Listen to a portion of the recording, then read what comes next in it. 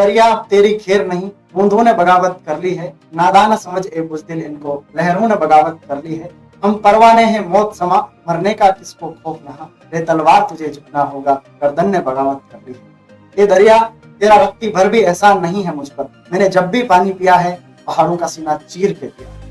कहते हैं मेहनत का कोई विकल्प नहीं होता, अगर व्यक्ति ठान ले तो अपनी मेहनत से किस्मत बदल सकता है। प्रतियोगिता के इस जमाने में जहां ताबड़तोड़ प्रतिस्पर्धा है, उसी पर्यवेक्षक भर्ती 2021 के बारे में हम चर्चा करेंगे। समाज में ये कहा जाता है कि राजकीय सेवा में प्रवेश पाना अपने आप में प्रतिष्ठा का विषय होता है। कृषि पर्यवेक्षक भर्ती 2021 में आज मैं आपको रूबरू कराऊंगा टॉपर्स, फर्स्ट, सेकंड, थर्ड और फोर्थ रैंक जिनकी पूरे राजस्थान में रही है, उनसे मैं आपको पूरी वार्तालाप हम करेंगे और कैसे इन्होंने ये मुकाम हासिल किया। लाखों विद्यार्थी इस परीक्षा में बैठते हैं और एक सिलेक्शन होना सभी का सपना रहता है कि बस मेरा पॉइंट से हो लेकिन सिलेक्शन हो जाए, और उसी परीक्षा में अगर हम शीर्ष स्थान प्राप्त करते हैं तो कहीं कहीं वो बहुत बड़ी बात हो जाती है। तो इस पूरी जर्नी के पीछे हमारे बीच में जो टॉपर्स हैं उनका परिचय आपको कराया जाएगा, और साथ में ही संस्थान के निदेशक महोदय श्रीमान GL कुमार साहब हैं। आप बड़ा अनुभव रखते हैं इस क्षेत्र का, तो बहुत महत्वपूर्ण बातें हम आपसे भी चर्चा करेंगे। स्वागत है आप सभी का, और अब मैं एक एक करके आपको परिचय कराऊंगा, और साथ में फटाफट से हम स्वागत की रस्म को निभाएंगे। तो सबसे पहले मैं अनिल पालीवाल के बारे में आपको बताऊं। अनिल पालीवाल है जिनकी इस कृषि पर्यवेक्षक भर्ती 2021 में चौथी रैंक आई है।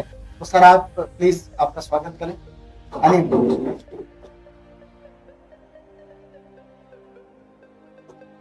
Anil Paliwal Rajasthan college of agriculture में 4th ईयर के स्टूडेंट हैं और रॉयल इंस्टीट्यूट के स्टूडेंट रह चुके हैं। इन्होंने जेट की तैयारी यहीं से की थी, और जब एक व्यक्ति सरकारी नौकरी में लगता है तो कहीं कहीं इनके साथ साथ इनके पूरे परिवार का त्याग, बलिदान और समर्पण कहीं कहीं महत्वपूर्ण भूमिका निभाता है। अब मैं तीसरी रैंक पे जो लोकेश प्रजापत हैं, इनके स्वागत के लिए सर आपको आमंत्रित करूंगा। और मैं आपको बता दूं कि लोकेश मेरे क्लासमेट भी हैं, तो मुझे तो बड़ी दोगुना खुशी हो रही है ये जानकर कि आपकी तृतीय रैंक इस परीक्षा में आई है, और हम ये कामना करते हैं कि आप और दिन प्रतिदिन प्रगति करें, उन्नति करें। दूसरी रैंक जिन्होंने प्राप्त की है वो है त्रिलोक अहिर। सर प्लीज त्रिलोक अहिर का आप स्वागत करें।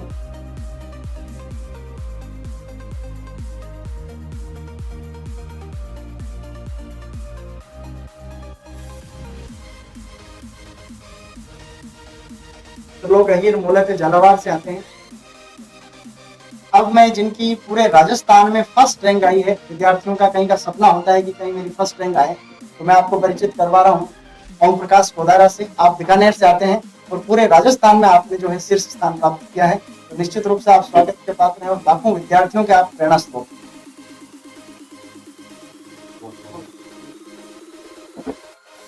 सभी जो दर्शक देख रहे हैं इस प्रोग्राम को, सभी दर्शकों का मैं इंस्टीट्यूट परिवार की तरफ से स्वागत करता हूं, हार्दिक अभिनंदन आप सभी का।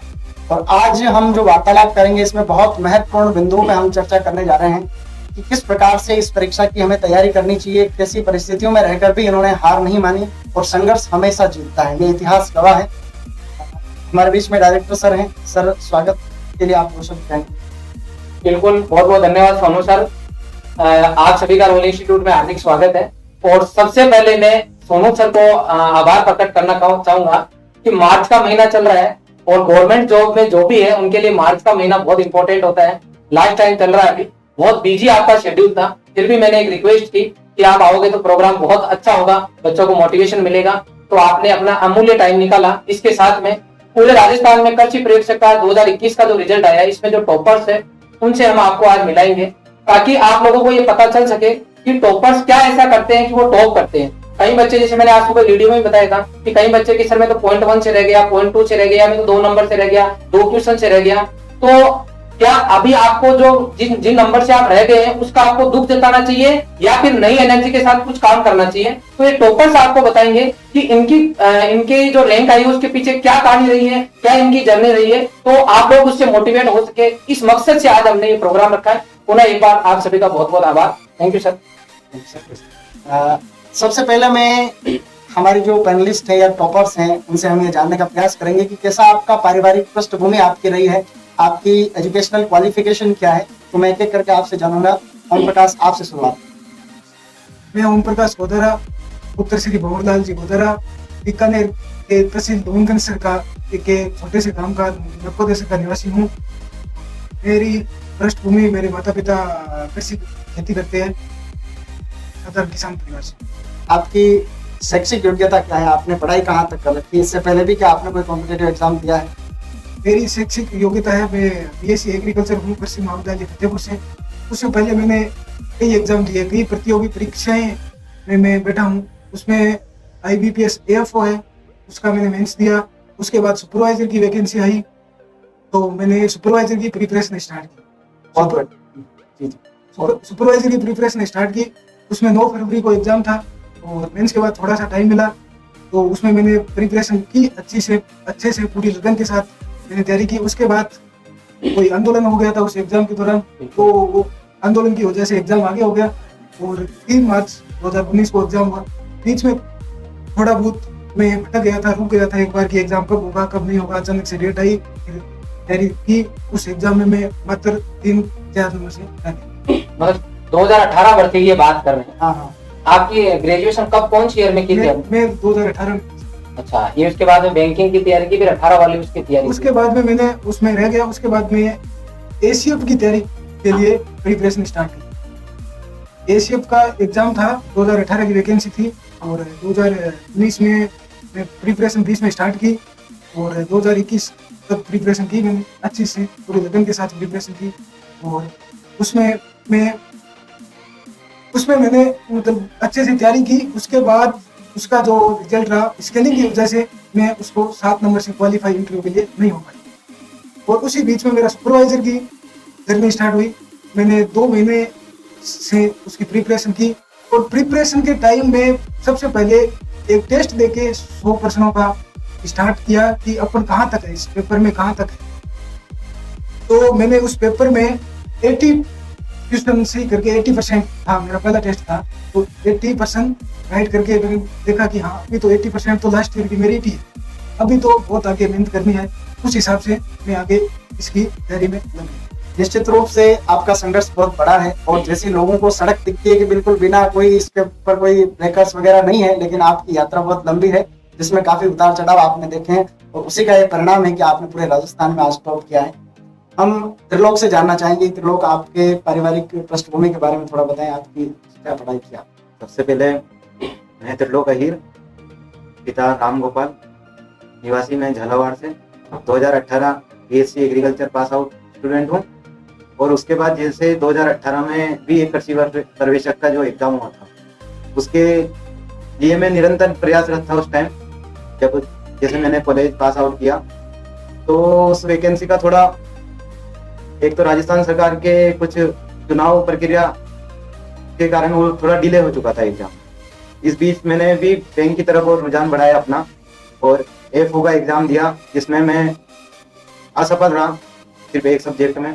उसके बाद फिर दोबारा जैसे इसकी डेट वगैरह आई कृषि पर्यवेक्षक एग्जाम की, फिर वापस दोबारा जुटकर मेहनत करी और उसमें मैं मात्र कुछ नंबर से या कुछ क्वेश्चन से असफल हुआ 2018 में। जी सर। उसके बाद जैसे पता लगा कि अब असफलता हाथ लगी गई है, फिर निराश नहीं हुआ। उसके बाद भी फिर जैसे जैसे समाज कहता है कि और तैयारियों में लगो करो कुछ, तो फिर वापस दोबारा एक बार वापस प्रिपरेशन स्टार्ट की पटवार की। इस तरह से बैकग्राउंड से हटके मुझे तो थोड़ा ठीक नहीं लगा, पर ठीक है जो अपने वैकेंसी आ रही थी उसको बनाते जा रहे थे उन लोगों को। तो इसी बीच हाँ, और कुछ इसी बीच फिर कुछ ऐसी लॉकडाउन जैसी स्थितियां बनी पूरे देश में, वो सभी के ऊपर असर हुआ उसका। वापस कुछ कारणों से वापस तैयारियां छूटी। फिर दोबारा वापस जब पता लगा कि लॉकडाउन लग चुका है तो वो उस टाइम पे फिर अपनी कंटिन्यूटी नहीं रहती है, उस बीच में वापस घर जाना हुआ। तो फिर कुछ सोर्स से पता लगा कि भाई वापस नई वैकेंसी आने वाली है, तो दोबारा डट के मेहनत करना वापस शुरू करी कि हाँ चलो अपने विभाग की वापस वैकेंसी है, तो दोबारा वापस प्रिपरेशन शुरू करी और इस बीच वापस कुछ टाइम तैयारी करी। फिर वापस सेकंड वे आने के कारण कुछ पारिवारिक परिस्थितियां भी ऐसी आ चुकी थी उस बीच में, जिससे मुझे वापस 2 महीने गैप करना पड़ा पढ़ाई से। वो 2 महीने का सफर मैं बता नहीं सकता थोड़ा, वो मैं आपको अलग से पूछूंगा, सर आप विस्तृत बताएंगे कि वो क्या परिस्थितियां रही थी। और निश्चित रूप से आपका संघर्ष भी बहुत बड़ा है और आपके संघर्ष को सलाम है। अब मैं लोकेश से पूछना चाहूंगा, आपकी पूरे राजस्थान में 3rd रैंक रही है। मुझे बड़ी खुशी है क्योंकि हम क्लासमेट हैं, हमने बीएससी एजी हम दोनों ने एक ही कॉलेज से की है, साथ में की है। तो मैंने जब इनका देखा रिजल्ट तो मुझे बड़ी खुशी हुई, और आज हम आमने सामने हैं तो दोगुनी खुशी हो रही है। तो लोकेश, आप बताएंगे आपका संघर्ष कैसा रहा, कैसे आपकी पारिवारिक दृष्टि? मेरा नाम लोकेश कुमार प्रजापत, पिताजी का नाम कालूलाल जी प्रजापत। मैं निवासी जरवालापुरा बूंदी का रहने वाला हूँ। मेरे परिवार से पहले कस्बे क्षेत्र में मेरे बड़े भैया एग्रीकल्चर साइंटिस्ट है, इनका नाम डॉक्टर कैलाश प्रजापत है, वही फील्ड से जुड़े हैं। सबसे पहले मैं धन्यवाद देना चाहता हूँ मेरे माता पिता, गुरुजनों एवं परिवार एवं मेरे परम मित्र जिन्होंने मुझे इस लायक बनाया और इस मंजिल तक पहुंचाया। दूसरी ओर मैं धन्यवाद देना चाहता हूँ रॉयल संस्थान परिवार को कि उन्होंने कोरोना काल जैसी महामारी के दौरान भी एग्रीकल्चर क्षेत्र के विद्यार्थियों को ऑनलाइन प्लेटफॉर्म के माध्यम से एग्रीकल्चर की पढ़ाई से वंचित नहीं होने दिया, और उन सभी का परिणाम आप यहाँ देख रहे हो। आप पिछली बार मैं एग्रीकल्चर सुपरवाइजर में 0.03 मार्क्स से रह गया था। उसके बाद मैंने जैसे रिजल्ट आया उसमें रह गया, मैंने प्राइवेट जॉब ज्वाइन कर ली। नेशनल हाईवे अथॉरिटी के अंदर मैंने एक यंग हॉर्टिकल्चर एक्सपर्ट की एक पोस्ट आती है तो मैं काम कर रहा हूँ। उसी काम के दौरान मैंने ये तैयारी की है, और रॉयल इंस्टीट्यूट के ऑनलाइन कृषि प्रशिक्षण का मैंने बैच ज्वाइन किया था। उस बैच के माध्यम से आज यहाँ तक पहुंचे हैं। बहुत बढ़िया लोकेश। कई विद्यार्थियों को मैं ऐसों पे जानता हूँ जो बीएससी करने के बाद में कोई प्राइवेट सेक्टर में नौकरी करते हैं, और 20-25 हजार उस पैसे के लोभ में क्या है कि वो वैकेंसी को भी इग्नोर कर देते हैं कि ठीक है मैं नौकरी नहीं छोड़ सकता। जिनकी पारिवारिक परिस्थितियां अच्छी हैं वो भी, जिनकी कमजोर है तो हम समझ सकते हैं कि भाई जैसे लोकेश हैं उनकी परिस्थितियां ठीक है, लेकिन कई ऐसे विद्यार्थी हैं जिनकी खराब है, फिर भी वो नौकरी छोड़ करके जिन्होंने तैयारी की और सिलेक्शन प्राप्त किया है तो वो बधाई के पात्र हैं। अब मैं अनिल आपसे जानना चाहता हूँ कि आपकी शैक्षिक योग्यता और आपकी जैसे आप बीएससी 4th ईयर में है वो हम जानते हैं, आपके परिवार के बारे में थोड़ा। मेरा नाम अनिल पालीवाल है और मेरे पिताजी का नाम बाबूलाल जी पालीवाल है, और मैं बूंदी जिले की केसराय पाटन तहसील में का निवासी हूँ तथा मैं अभी वर्तमान में राजस्थान कृषि महाविद्यालय में 4th ईयर का स्टूडेंट हूँ तथा हमारे परिवार में अभी तक कोई गवर्नमेंट सर्वेंट नहीं है, और पापा एक फार्मर हैं, और मैंने फर्स्ट टाइम दिया है सर गवर्नमेंट को। पहली बार मैंने सर कृषि परीक्षा का एग्जाम दिया। मैं थोड़ा बोलना चाहूंगा बीच में सर, रोकना चाहूंगा, माफी चाहूंगा। मैं आपकी जानकारी के लिए बता दूं, यहाँ एक तरीके से संगम है। वो बच्चे जिन्होंने एग्रीकल्चर से बीएससी कर रखी है और लंबे टाइम तक इन्होंने अलग अलग कॉम्पिटिशन एग्जाम भी दिए हैं, और एक वो जिसने फर्स्ट टाइम एग्जाम दिया। अनिल हमारा 2018 बैच का जेईटी का बच्चा है। ये दोनों भाई, ये दोनों ही बच्चे सरकारी नौकरी लगे, दोनों का कृषि प्रेक्षक में सिलेक्शन हुआ। एक के 265 नंबर आए, एक के 238 नंबर आए अंकित के। ठीक है, तो अब जब मैं आपको बताना चाहूंगा, जब यहाँ सोनू सर पर तैयारी कर रहे थे तो कहते हैं कूद के पग पालने में दिख जाते हैं। तो ये हॉस्टल में रहते थे उधर प्रताप हॉस्टल के अंदर, तो हम नाइट में विजिट करने गए थे इनके इधर। तो बच्चों को पूछ रहे थे भाई व्यवस्था कैसी चल रही है, ठीक चल रही है क्या। तो ऐसे में विजिट करते हुए जा रहा था, तो ये हॉस्टल में मान लो 12 नंबर रूम में रह रहा था। तो इनसे पूछ के इनको पूछा भाई क्या चल रहा है, कि बढ़िया चल रहा है। 13 नंबर रूम में गया तो वो भी बोले हमारे बढ़िया चल रहा है, लेकिन पड़ोस वालों के ठीक नहीं चल रहा। मैंने कहा ऐसा क्या हो गया, पड़ोस में वापस आया घूम के। अरे भाई मैंने कहा आपकी क्या दिक्कत है, बार में क्या बच्चे पहली बार घर से बाहर आते हैं, तो कहीं ना कहीं कई बार पेरेंट्स भी सोचते हैं, बच्चे भी सोचते हैं कि जो कुछ हमने सोचा था वो मिल नहीं रहा। तो मैंने सोचा क्या रोडी में कमी रह गई। आके इनसे पूछा कि क्या हुआ, क्या है मैटर। तो उन बच्चों ने बताया मुझे कि ये खाना नहीं खा रहे। तो इनसे आके पूछा भाई खाना नहीं खा रहे आप, क्या दिक्कत है, खाना बढ़िया नहीं मिल रहा क्या। तो इन बच्चों की बात सुनना, दोनों भाइयों की, कि सर हम करेज स्पोर्ट्स के स्टूडेंट है, अगर हम खाना खाएंगे ना तो हमें नींद रात को जल्दी आ जाएगी, और हमें तो 12 महीने का कोर्स है, 11 कोर्स पूरी है जो हमें इन 2 महीनों में कंप्लीट करनी है। तो खाना तो सर हम बाद में खा लेंगे, और एक टाइम जो हम खाना खा रहे हैं उससे हमारा काम चल रहा है। और उसका नतीजा ये रहा कि ये बच्चा टॉप 100 के अंदर रैंक लाके जनरल कैटेगरी से 8 के अंदर सिलेक्ट होके गया। इसका जो छोटा भाई अंकित, उसके 309 नंबर आए थे उस टाइम, और वो उसको अच्छी कॉलेज नहीं मिली थी, उसने दोबारा तैयारी करके वो भी आज 8% आर्ट्स में पढ़ रहा है। तो कुल मिला के मतलब एक बच्चे का अगर डेडिकेशन हो ना मन में, तो वो सब सुख सुविधाओं को छोड़ के खाली पढ़ाई के लिए क्या चाहिए उसी पे दिमाग लगाता है। और मैं और बता दूं, इनको मैंने फोन किया था जब इन दोनों भाइयों का सिलेक्शन हो गया था, पिताजी से मैंने बात की। पिताजी खुश हुए क्योंकि जब इनको छोड़ने में पिताजी आए थे, तो मैंने बातचीत करने के बाद में कि घर पेपर शादी करेंगे तब आना था। मैंने कहा ठीक है, मैंने कहा अनिल से भी बात करा दूं। तो इनसे मैंने बात की, मैंने कहा बधाई हो बेटा, दोनों भाई नौकरी लग गई अभी। तो बच्चे ने मेरे को तुरंत टोक दिया कि सर बधाई अभी नहीं, मैं जब FSO बन जाऊं और मैं मेरा भाई, और साथ में इसके एक नाम मुंह से और निकला कि गौतम गार्डन, इस तरीके के बच्चे हम FSO जो फूड सेफ्टी ऑफिसर की वैकेंसी आई है तो हम वो ऑफिसर बन के सर फिर बधाई लेना चाहते हैं। आप देख सकते हो मतलब इन बच्चों का डेडिकेशन जो कि शुरू से दिख रहा। बहुत बहुत बधाई दूंगा मैं आप सभी को। डेडिकेशन के बिना कुछ भी इस दुनिया में पाना पॉसिबल नहीं है। अब मैं आप लोगों से पूछना चाहता हूँ, सबकी परिस्थितियां एक जैसी नहीं होती है, किसी किसी के पीछे किसी व्यक्ति का हाथ जरूर होता है, जिसे हम कह सकते हैं कि सफलता का श्रेय आप किसे देना चाहते हैं। मैं एक इंटरव्यू देख रहा था, कनिष्क कटारिया जो यूपीएससी टॉपर है, उन्होंने कहा कि मेरी गर्लफ्रेंड का हाथ है मेरी सफलता के पीछे। कहीं कहते हैं अपने माता पिता का हाथ है, और कोई भाई या कोई वरिष्ठ कनिष्ठ हो सकता है। तो मैं फटाफट से आपसे जानना चाहता हूँ कि आपकी सफलता के पीछे यानी किसको आप श्रेय देना चाहते हैं? सर मेरी सफलता में सर मेरे माता पिता तथा रॉयल संस्थान के गुरुजनों और रॉयल संस्थान का एक महत्वपूर्ण योगदान है। क्योंकि सर मैंने देखा है कि रॉयल संस्थान उदयपुर से आज दिन तक बहुत सारे हमारे सीनियर्स हैं जो गवर्नमेंट सर्विस में लगे हैं, तो हमें मोटिवेशन मिलता था कि नहीं, हमारे सपनों को साकार कर सकता है और हमने निश्चित रूप से साकार कर सकता है। तो हमने सर कोविड जैसी परिस्थितियों में सर ऑफलाइन बैच अवेलेबल नहीं हो पाए, तो सर हमने रॉयल इंस्टीट्यूट उदयपुर का ऑनलाइन कोर्स लेके सर कृषि परीक्षा की तैयारी स्टार्ट की और नतीजा यह रहा कि मैंने फर्स्ट अटेम्प्ट में ही सर पूरे राजस्थान में फोर्थ रैंक प्राप्त। और बहुत बड़ी बात है, पूरे राजस्थान में 4th रैंक प्राप्त करना अपने आप में मायने रखता है। ये बात उनको पूछे जिनका सिलेक्शन ही नहीं, first attempt competition, first attempt नौकरी वाले पेपर। हाँ, कई विद्यार्थियों को जानता हूँ जो पहली बार, बहुत कम उम्र है, 2001 का जन्म है, 2001 का जन्म है, 21-22 साल, 20-21 साल की उम्र में आप सिलेक्ट हुए हैं। तो जो फ्रेश लड़के फोन करके बार बार पूछते रहते हैं संस्थान में कि सर मेरा पहला अटेम्प्ट है, क्या मेरा सिलेक्शन हो जाएगा? तो ये कोई एज कोई बैरियर नहीं है। ऐसे बहुत सारे विद्यार्थी हैं। अभी एक सर ने एक वीडियो अपलोड किया था, पप्पू सर, आप इसके बारे में बीच में टोकना चाहूंगा, फर्स्ट टाइम नौकरी लगने वालों में सोनू सर भी है। इन्होंने भी फर्स्ट टाइम सुपरवाइजर का पेपर दिया और फर्स्ट टाइम में आकर सिलेक्ट हुए। और इनके ही भाई थे शांतिलाल जी, जिनकी उम्र का लाइफ पड़ा था, मतलब उसके बाद वो फॉर्म ही नहीं भर सकते थे, ओवर एज हो गए थे। वो और सोनू सर एक ही फैमिली से कजन है ये, और एक ही साथ दोनों नौकरी लगे। जी जी सर, हाँ, हम एक ही रूम में रहते थे यहाँ रॉयल में। और शांतिलाल जी का लास्ट अटेम्प्ट था, 39 ईयर की एज में उन्होंने ये सफलता प्राप्त की थी। अभी 5 साल की नौकरी होगी। ओम प्रकाश, आप सफलता का श्रेय किसे देना चाहते मैं मेरी सफलता का श्रेय मेरे माता पिता, गुरुजनों, सहयोगियों और रॉयल इंस्टीट्यूट की टेस्ट सीरीज को देना चाहूंगा, क्योंकि टेस्ट सीरीज के माध्यम से मैं इतने अच्छे अंक प्राप्त कर सका। क्योंकि मैं पहले कंटेंट पढ़ता था तो मुझे लगता था कि सब कुछ याद है, अब कुछ पढ़ने की जरूरत नहीं है, ठीक है अपनी बार है, ठीक है नहीं देते है। फिर मैं टेस्ट देता था रॉयल में, तो सुबह टेस्ट होता था, तो उस टाइम जब मैं क्वेश्चन अटेम्प्ट करता था, मेरे मतलब आते थे 80, 82, कभी 90, कभी 78। तो मैंने सोचा कहीं ना कहीं ये क्वेश्चन जो पीछे बचे हुए हैं 20%, ये गलत कैसे हो, इनमें क्या दिक्कत आ रही है, ये आ तो अपने कंटेंट में ही सही रहा है क्वेश्चन। तो मैं उस बुक में से देखता था 11th-12th की या जो भी और सोर्स है उनमें से देखता था, मैंने कहा क्वेश्चन तो यहाँ से आए और सबने बनाया है, और अपन गलत क्यों पढ़ रहे हैं, ध्यान से पढ़ो। इस चीज से मुझे इतना अच्छा मोटिवेशन मिला कि हर चीज एक अच्छे से पढ़ना चाहिए। एक अगर आप पेज पढ़ रहे हो तो उसमें से आप वो रोल क्लियर है, तब आप नेक्स्ट पेज पे जाओ। यह इस टेस्ट सीरीज की खासियत रही। इसी से मैं इतना स्कोर करके आज आपके सामने ऑल राजस्थान प्रथम रैंक के साथ कृषि परीक्षा के पद पर चयनित हुआ।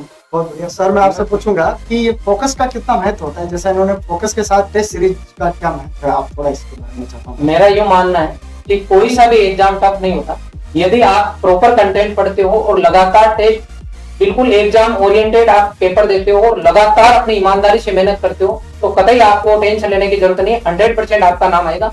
और कई बार बच्चे, मैं बीच में बोलना चाहूंगा सोनू सर, कि कई बार बच्चे जब टेस्ट देते हैं ना, तो उनकी रैंक ऊपर नीचे आती है, और जब रैंक उनकी ऊपर नीचे आती है तो उनको यूं लगता है कि मेरे 100 बच्चों में अगर मेरी 58 रैंक आ रही है, तो फिर पता चला कि ओवरऑल जब रिजल्ट आएगा उस टाइम मेरा क्या होगा। रॉयल में जो मैं टेस्ट सीरीज दे रहा हूँ उसमें मेरी जो अगर 200 रैंक आ रही है, तो पता नहीं पूरे पेपर जब और राजस्थान के बच्चे देंगे तब मुझे क्या होगा। तो इस बीच में मैं ओम प्रकाश से जानना चाहूंगा कि जब आपने यहाँ टेस्ट सीरीज ज्वाइन कर रखी थी और जब आप टेस्ट देते तो क्या आप हमेशा टेस्ट में टॉप करते थे? नहीं, क्या रैंक आती थी बच्चों में? टॉप तो कभी आया नहीं सर इस टेस्ट सीरीज में। अच्छा, कभी टॉप नहीं आया? फर्स्ट रैंक तो आई नहीं। ठीक है। इसमें मैं आया था 7th पे, कभी अंडर 10 में रहता था, कभी अंडर 100 में, तो इस तरह से मैं रहता था। तो मैं सोचता था कि एग्जाम तो मैं क्रैक कर दूंगा, लेकिन एक बढ़िया रैंक के साथ क्रैक करना चाहता हूँ, क्योंकि मुझे ये सुपरवाइजर बनना ही सपना नहीं है। मेरा बहुत मतलब आगे सपना है कि अपन कुछ बड़े अधिकारी बने, वो सपना है। तो सुपरवाइजर में तो कम से कम अपन अच्छी रैंक के साथ सिलेक्शन करके प्राउड फील करवा सकते हैं घरवालों को। बड़ी बात, बड़ी बात। तो मैं इस तरीके से जो भी क्वेश्चन बचते थे मैं उनको लिखता था, बार बार पढ़ता था, कहाँ से क्या दिक्कत रह गई। और भी model old question, old paper है, उनको देखा कि यहाँ से प्रश्न आए हुए हैं। सब प्रैक्टिस मेरे लिए बहुत इंपॉर्टेंट रही, और इस टेस्ट सीरीज ने मुझे बहुत प्रैक्टिस करवाई। इस चक्कर में मेरे अच्छे अंक प्राप्त। एक बार मैं आपको प्लीज माफी चाहूंगा, लेकिन फिर भी मेरी मन हो रहा है मैं बता दूं।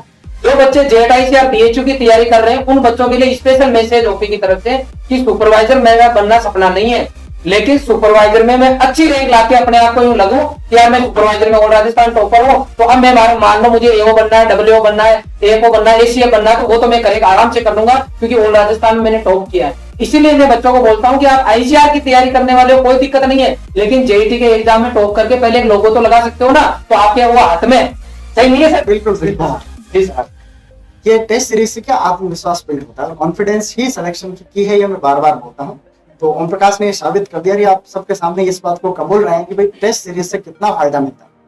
फिर लोग आपसे जानना चाहते हैं आप सफलता का श्रेय किसे देना चाहते हैं? सबसे पहले तो मैं अपने माता पिता, गुरुजनों और मेरे कुछ सीनियर रहे उनका भी मैं बहुत बहुत धन्यवाद, आभार प्रकट करता हूँ। और साथ ही मैं रॉयल परिवार को भी बहुत बहुत धन्यवाद देता हूँ इस चीज़ के लिए, क्योंकि मैंने भी एक टेस्ट सीरीज ज्वाइन करके कंटिन्यूटी बनाई रखी रॉयल परिवार के साथ। और जब मैंने टेस्ट सीरीज ज्वाइन करी थी तो उसमें मैंने कभी नहीं सोचा था कि रैंक लाना है, बस मेरा जो एक मकसद था कि अच्छे से अच्छे जो इनका जो मैटर है उसको क्लियर करना है। उसके साथ मैं रेगुलर जुड़ा रहा और करता रहा जो भी। बहुत बढ़िया। अब मैं इसके लिए बोलना चाहूंगा बच्चे हाँ, वो की। परिस्थिति आप बता रहे थे क्या? मैं बताना चाहूंगा त्रिलोक की स्थिति ये रही कि ये बच्चा 2018 का ही पास आउट है और मेरा एक पुराना स्टूडेंट है रामचंद्र चौधरी करके, वो प्रॉपर बोरुंदा का रहने वाला है, रामचंद्र टोगस है वो। तो वो अभी 8% एग्रीकल्चर सुपरवाइजर है, सुरतगढ़ कॉलेज से उस बच्चे ने डिग्री की, उनका ये जूनियर है त्रिलोक। तो इस बच्चे ने पिछली बार भी एग्जाम दिया था, ये 2 नंबर से रह गया था और अदर कंपटीशन एग्जाम की भी इसने तैयारी की, इसने आपको पहले बता दिया। लेकिन 2021 की जो सुपरवाइजर की वैकेंसी थी जिसका एग्जाम आपका सितंबर में हुआ था, 18 सितंबर को इसका एग्जाम हुआ था, तो उस सितंबर से पहले आपने देखा होगा कोरोना महामारी की सेकेंड वेव आई थी, उसके अंदर 28 अप्रैल के दिन कोरोना की वजह से इसके ताऊजी की डेथ हो गई। किसी के परिवार में ईश्वर करे ऐसा कभी नहीं हो, लेकिन इसके ताऊजी कोरोना की भेंट चढ़ गई। एक ही महीना बीता था, 29 मई का दिन था। मैं चाहूंगा ईश्वर इनके ताऊजी को, और 29 मई के दिन त्रिलोक के सिर से पिताजी का साया ईश्वर ने, इस कोरोना ने हमेशा हमेशा के लिए हटा दिया। ईश्वर उनको अपने चरणों में स्थान दे। एक बच्चा जिसको डिग्री की काफी टाइम हो गया, मतलब 2018 का ग्रेजुएशन किया बच्चा, इसका मतलब ये हुआ कि इसने 4 साल पहले 12th कर ली, उसके बाद में ये नौकरी के लिए लगातार प्रयास कर रहा। काफी दिनों बाद में आपको पता वैकेंसी जाती है, पर्ची प्रयोग की वैकेंसी का आना, और उसके जस्ट पहले परिवार में इस तरीके के 2 हादसे होना। बच्चा कोई भी हो, जब परिवार में इस तरह की परिस्थिति होती है, महीना 1.5 महीना परिस्थितियां सामान्य होने में लग जाता है। हालांकि सामान्य शायद उनकी पूर्ति कभी नहीं कर पाएंगे, इसलिए अपन नहीं कह सकते, लेकिन फिर भी अगर एक पढ़ने वाला बच्चा हो तो अगर मई में ऐसा काम हुआ है तो इसका मतलब जून का महीना तो आने जाने में गुजर गया। परिवार में सब लोग आते जाते रहते हैं उस टाइम।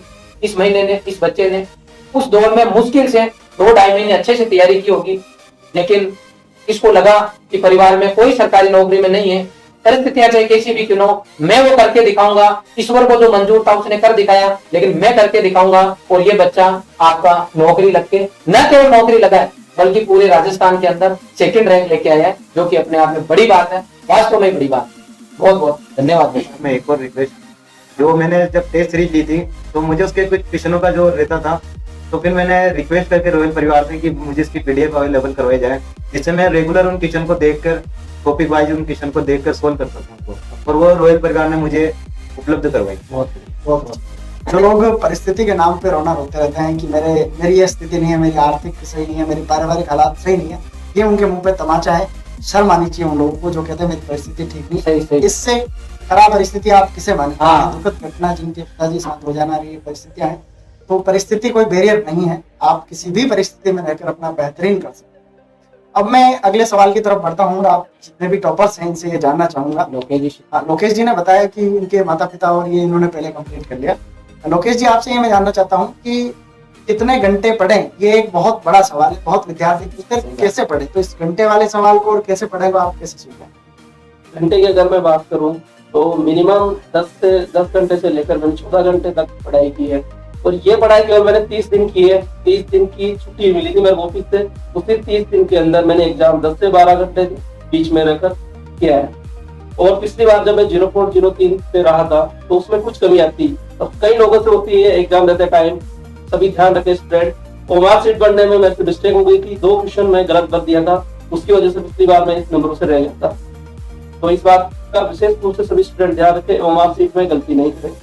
दूसरी बात अगर बात करें कि आपको किसी भी एग्जाम को, प्रतियोगिता परीक्षा कोई भी क्वालिफाई कर सकता है, इसके लिए सबसे पहले आप एक टारगेट फिक्स करें। आजकल क्या होता है, एक एग्जाम आ जाता है, फिर दूसरा एग्जाम आ जाता है, तो स्टूडेंट भ्रमित हो जाता है, उसकी तैयारी छोड़ के दूसरी ओर अग्रसर हो जाता है। इसलिए पहले अपना टारगेट फिक्स करें, उसके बाद अपना माइंड सेटअप करें। अपने माइंड में उन नकारात्मक विचारों, नकारात्मक तथ्यों, नकारात्मक ख्वाहिशों को अपने दिमाग से त्याग दें। जो भी नेगेटिविटी आपके पास है और आपके पास जो इन्वायरमेंट है, उस इन्वायरमेंट में जो अगर नेगेटिविटी है उसको निकाल दें, पॉजिटिव माइंड के साथ अपना माइंड सेटअप कर ले कि मैं इस एग्जाम को क्रैक कर सकता हूँ, इसने किया तो मैं भी कर सकता हूँ। आपसे बढ़ के कोई नहीं है इस दुनिया में, नथिंग इज इम्पॉसिबल। ये वर्ड में मेरी हर कॉपी के हर रजिस्टर के पढ़ने पे लिखा हुआ है, इसको मैंने फॉलो किया है कि जो मैंने किया है सब लोग कर सकते हैं। मैं लोकेश को कॉलेज के दिनों से जानता हूँ, हमेशा से ही बहुत डेडिकेटेड रहे हैं। कोई परिस्थितियां ऐसी रही होगी जिनके माध्यम से इतनी देर हो गई, भगवान की अगर देर है लेकिन अंधेर नहीं है, ये जीता जागता उदाहरण आपके बीच में। मैं सर आपसे जानना चाहूंगा कि सबकी परिस्थितियां, कोई रिलेशन में कोई शादी ब्याह हुए तो तैयारी के दौरान, तैयारी के 2-3 महीने जब बहुत क्रिटिकल होते हैं, तब विद्यार्थी छुट्टी मांगने आते हैं, या जो घर पे भी रहते हैं वो भैया की शादी है, बुआ जी के ब्याह है, या इस तरह की परिस्थितियां बोल बोल कर घर जाते हैं छुट्टियां। तो उस बारे में आप क्या कहना चाहते हैं कि क्या डिस्ट्रैक्ट करती है ये सब चीजें? बिल्कुल करती है सोनू सर। मैंने जो देखा है, क्योंकि पिछले 11-12 साल से इंस्टीट्यूट चला रहे हैं, हर तरीके के बच्चों को सिलेक्ट होते हुए देखा है। आज आप इन टॉपर से मिल रहे हो। मैंने एक दिन वीडियो बना के डाला था, आपने देखा होगा, पप्पू लाल का, जो बच्चा 11 साल बाद में बुक उठा रहा है, 11 साल बाद में बुक उठा रहा है। उसके एक पड़ोस का बच्चा है हमारा, संजय करके, जो कि आरसी में बच्चा सिलेक्ट हुआ, वो भी 12th में एक बार रह गया था और फिर वो आरसी में सिलेक्ट हुआ, वो भी अभी सुपरवाइजर बन गया। कहने का मतलब ये है कि मैंने ये स्पेशली देखा है कि कोई भी पेपर टफ नहीं है, कोई भी एग्जाम टफ नहीं है। लगातार अप टू एग्जाम तक कंटिन्यू मेहनत करने वाले बच्चों की संख्या, कैंडिडेट्स की संख्या कम है। कहीं ना कहीं बच्चे काम तो हाथ में ले लेते हैं पढ़ाई का, लेकिन कभी आप बोल रहे हो कि कभी किसी के शादी में जाना, कभी किसी के यहाँ जाना, जो बच्चे इधर उधर जाते हैं ना, वो कुछ ना कुछ नंबर से लगते हैं। ये मेरा मानना है। चाहे वो मेहनत कितनी कर लो, लेकिन लाइफ टाइम पे अगर वो डाइवर्ट होते हैं, चाहे सोशल मीडिया से डाइवर्ट हो, चाहे सोशल आपके सामाजिक कारणों से अगर डिस्टर्ब हो रहा बच्चा, तो भी उसके रिजल्ट पे इफेक्ट आता ही है। कुल मिला के एक नॉर्मल से नॉर्मल बच्चा अच्छी रैंक ला सकता है, अच्छी नौकरी पा सकता है, बस वो कंटिन्यू रहे और सोशल लाइफ को कुछ टाइम के लिए छोड़े, सोशल मीडिया को कुछ टाइम के लिए छोड़े। जब तक एग्जाम नहीं हो तब तक जो है वो हमेशा जिस काम को करा उसी पे फोकस करें, 100% उसको सफलता मिलती है। बिल्कुल। और आप इनसे भी जान सकते हो, डेफिनेटली सोशल मीडिया से और सोशल लाइफ से दूर रहेंगे डेफिनेटली। अब ओम प्रकाश, आपसे मैं जानना चाहता हूँ कि कैसे तैयारी करें और कितने घंटे वाला, वो भी आप पॉइंट इंक्लूड करते हुए शॉर्टकट में बताएं कैसे तैयारी करें। देखिए, हर टॉपर्स, ये हर कोई बच्चा तैयारी करने वाले जानना चाहता है कि टॉपर्स कितने पढ़ते हैं, कितने घंटे पढ़ते हैं। जी। देखो, एक तो एग्जाम में घंटे ज्यादा मैटर नहीं करते। आप अपनी लगन से जो चीज पढ़ रहे हैं वो किस तरीके से पढ़ रहे हैं वो ज्यादा इंपॉर्टेंट है।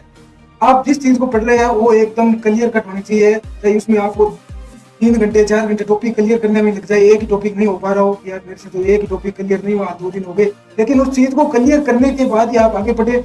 और मिनिमम जब एग्जाम पास में हो तो 10 से 12 घंटे आपको देने होंगे, सीरियसली, एकदम सही तरीके से।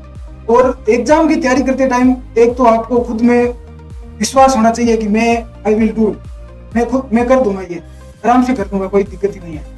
खुद में विश्वास होना चाहिए और एक हार्ड वर्किंग आपको करनी पड़ेगी।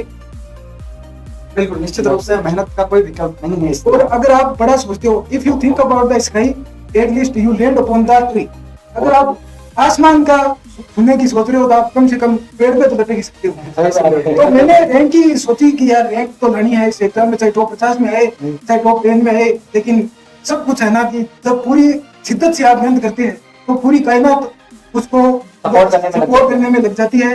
और मेहनत कितनी खामोशी से करो कि सफलता जाती है। निश्चित रूप से बहुत बढ़िया सर। मेरा ये दिल कहता है कि अभी ओम प्रकाश के लिए पूरी आकाश खुला है, बहुत आगे जाएंगे।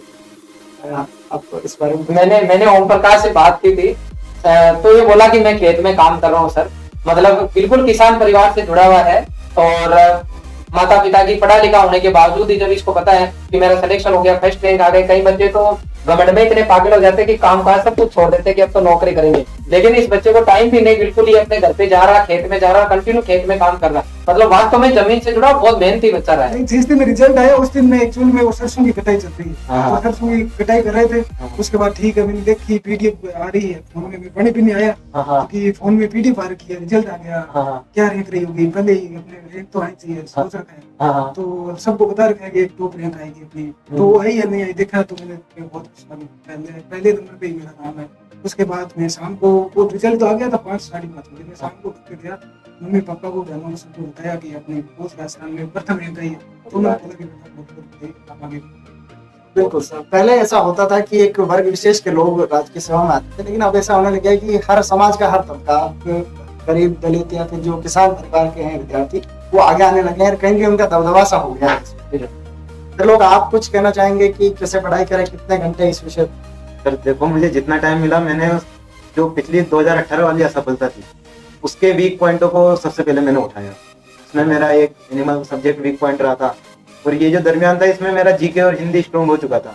तो जो मुझे जुलाई से जो 18 सितंबर तक का जो पीरियड मिला तैयारी करने के लिए वापस, तो इसमें मैंने जो मेरा स्ट्रॉन्ग जोन था उन पर कम ध्यान देके जो मेरे वीक पॉइंट थे उन पर सबसे ज्यादा ध्यान दिया। जो मेरा एनिमल था, तो फिर मैंने उसको एनिमल को भी इतना स्ट्रॉन्ग कर लिया कि वहाँ पेपर में जाने के बाद मैंने सबसे पहले एनिमल पार्ट को ही करा, और पेपर को भी जब मैंने ओपन करा तो सबसे पहले हिंदी थी। और इस बार जानते हैं, सारे विद्यार्थी जानते हैं कि हिंदी का पेपर कैसा था। तो जब मैं, जैसे मेरा पहला पेज खोलते हिंदी के क्वेश्चन थे, तो मैं डिस्ट्रैक्ट नहीं हुआ उस चीज से। मैंने कहा चलो ठीक है, एक बार अपन हिंदी को साइड हटाओ, जो अपने स्ट्रॉन्ग जोन है उनको सबसे पहले क्लियर कर। और धीरे धीरे मैं पेपर करता गया, और 1 घंटे में लगभग मैंने जो एग्रीकल्चर जितना भी था, जीके वगैरह मेरा स्ट्रॉन्ग जोन था, मैं धीरे धीरे एक पार्ट को करता गया। सबसे पहले मैंने जीके स्ट्रॉन्ग था, जीके करा, उसके बाद फिर मैंने एनिमल स्ट्रॉन्ग हो गया था, एनिमल करा। इस तरह से लास्ट में मैंने हिंदी को पूरा 1 घंटा दिया, तो लगभग मेरे 15 में से 14 क्वेश्चन सही निकले, और उसने मुझे आज सेकंड रैंक के बहुत पहुंचाया बहुत। और एनिमल के लिए मैं स्पेशली थैंक यू बोलना चाहूंगा प्रियंका मैडम को। और लास्ट टाइम जो सोनू सर की जो बुक आई थी ऑब्जेक्टिव हॉर्टिकल्चर, उसने भी मुझे हॉर्टिकल्चर में बहुत बेनिफिट, और आज हॉर्टिकल्चर में 20 में से 20 तक है। बहुत बहुत बढ़िया, ये हमारे लिए उपलब्धि है। मैंने जो किताब लिखी थी ऑब्जेक्टिव हॉर्टिकल्चर, और 20 में से 20 सही हुए हैं। वास्तव में बहुत बेहतरीन किताब है, आप विद्यार्थियों से पूछेगा। सर आप कुछ, अच्छा अनिल से पूछा। हाँ अनिल, आप तैयारी जो, जैसे आप 4th ईयर में हैं तो आप ज्यादा जानते हैं कि अभी मतलब कॉलेज में चल रहे हैं विद्यार्थी, कैसे कॉलेज में जाने के बाद में अपनी दिशा से भटक जाते हैं। आप उनको क्या कहना चाहेंगे कि किस तरह की तैयारी करें और कितने घंटे पढ़ाई है इस में से? सर पढ़ाई तो सर, अगर जो मतलब पढ़ाई के कोई घंटे नहीं होते हैं सर, यदि पूरे ध्यान के साथ पढ़ा जाए तो सर कम टाइम भी बहुत होता है। मतलब लगभग 5-6 घंटे रोज पढ़े तो भी एग्जाम ब्रेक हो जाता है। जैसे कुछ बच्चे होते हैं जो बोलते हैं कि हम 2-3 घंटे पढ़ लेते हैं, और लेकिन वो पढ़ाई का तरीका नहीं होता सर। क्योंकि पढ़ना, मतलब किसी सब्जेक्ट को पढ़ते हैं तो उसको मतलब कम्प्लीटली, मतलब वो पेज पूरा सर कम्प्लीट याद होना चाहिए। क्योंकि जैसे अब हम पढ़ते हैं उसी प्रकार से हमारा एग्जाम देने का तरीका भी डेवलप होता है सर। यदि हम नोट्स को अच्छे से प्रिपेयर करते हैं और अच्छे से कंप्लीट पढ़ते हैं तो हम पेपर हमारे सर माइनस कम होते हैं, और सर हमारे क्वेश्चन ज़्यादा राइट होने का चांस होता है। सर मैं आपसे जानना चाहता हूँ कि ये घंटों का क्वेश्चन है, आपका अनुभव क्या है? मेरा अनुभव है, घंटों का मतलब ये है सीधा सा लगन से है सर। मैं इसको लगन के साथ जोड़ना चाहूंगा।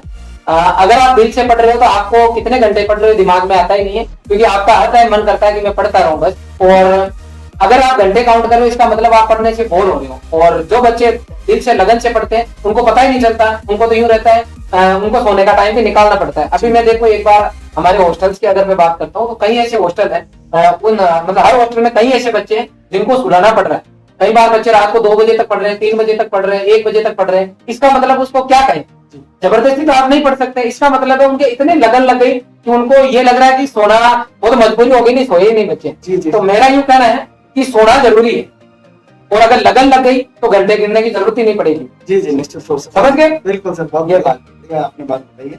लगन के बिना कुछ नहीं है, आप लगन से तैयारी करेंगे तो निश्चित रूप से सफलता आपके कदमों में होगी। डेफिनेट।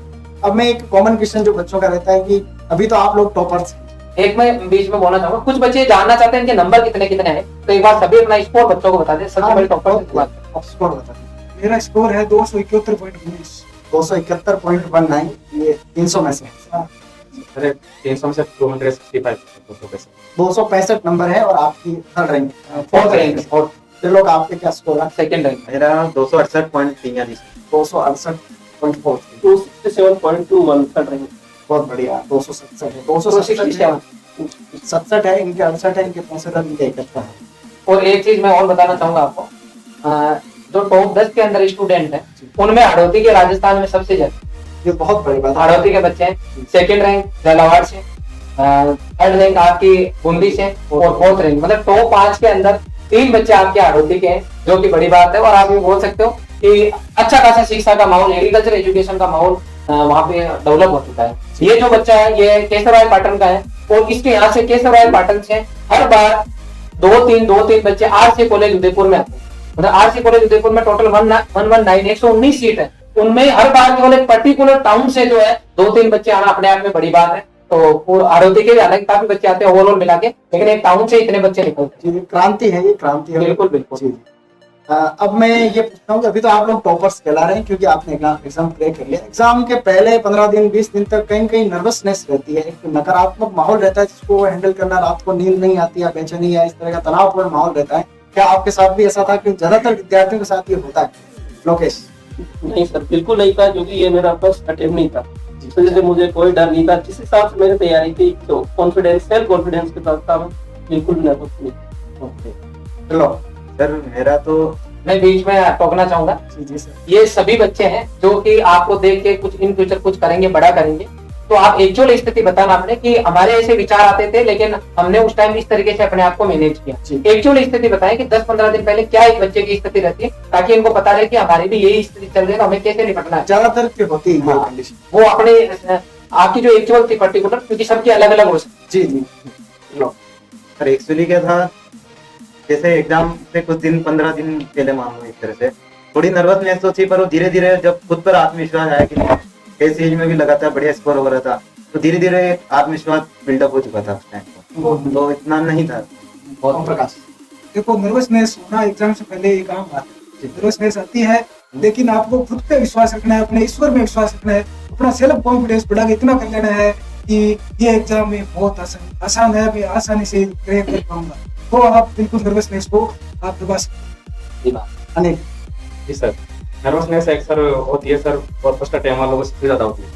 मैं बताऊं सर, मैं जब एग्जाम देने गया था 18 सितंबर को, तो 17 सितंबर की नाइट को सर मेरे को 2 बजे तक नींद नहीं आई, मैं बताऊं, क्योंकि फर्स्ट अटेम्प्ट था सर मेरा। लेकिन सर और मुझे लग भी रहा था कि कल अपना एग्जाम जरूर बिगड़ेगा, क्योंकि 2 बजे तक नींद नहीं आई थी, और 5 बजे वापस उठ के फिर तैयारी में लग गया था कि एग्जाम देने, तो 3 घंटे नींद निकाली थी। लेकिन सबसे बड़ी चीज सर होती है सेल्फ कॉन्फिडेंस। और सर यदि जितनी पढ़ाई में जितने घंटे पढ़ना मैटर नहीं करता सर, उससे ज्यादा मैटर करता है सर सेल्फ कॉन्फिडेंस। यदि सर बच्चे को अपने ऊपर सेल्फ कॉन्फिडेंस है, तो सर वो हासिल कर सकता है, कोई भी मुझे हासिल बहुत सही। सर मैं आपसे जानना चाहूंगा कि जो विद्यार्थी इस नर्वसनेस से ओवरकम कर लेते हैं वो तो क्रैक कर लेते हैं, लेकिन ज्यादातर विद्यार्थी कहीं भी इस नकारात्मक माहौल को झेल नहीं पाते हैं, और एग्जाम के आसपास होने के बाद उनका आत्मविश्वास धीरे धीरे कम होने लगता है, कहीं कहीं रिजल्ट पे इसका नकारात्मक प्रभाव पड़ता है। बिल्कुल इसका पड़ता है, डेफिनेटली अपन देखते भी रहते हैं। लेकिन रॉयल इंस्टीट्यूट में जो ज्यादातर बच्चे पढ़ते हैं उनकी ये समस्या नहीं रहती है। उसका कारण रहता है कि हमेशा दिमाग में हम यूं चाहते हैं, बच्चों को यूं गाइड करते हैं, आप सबको मैं ये गाइड करना चाहूंगा कि कोई एग्जाम ही आपकी जिंदगी नहीं है। पहले तो क्लियर कट कर ले दिमाग में कि कोई पर्टिकुलर एग्जाम आपकी जिंदगी नहीं है। तो क्या है, एग्जाम है तो आपकी लाइफ का पार्ट है। उसके लिए आपको क्या करना है, आपको ये देखना है कि हाल फिलहाल आपका टारगेट पर्टिकुलर एग्जाम है, तो आपको उसको टारगेट करते हुए उसके लिए आपको करना क्या है कि मुझे 24 घंटे में से मेरे को मेरी ज्यादातर टाइम जो है मेरी स्टडी पे देना है, प्रॉपर कंटेंट पे देना है, जो गुरुजनों ने कहा है उसको मुझे फॉलो करना है। यदि आप ये काम ईमानदारी से कर रहे हो तो पेपर में सिलेक्शन होगा नहीं होगा वो दिमाग में मत लो।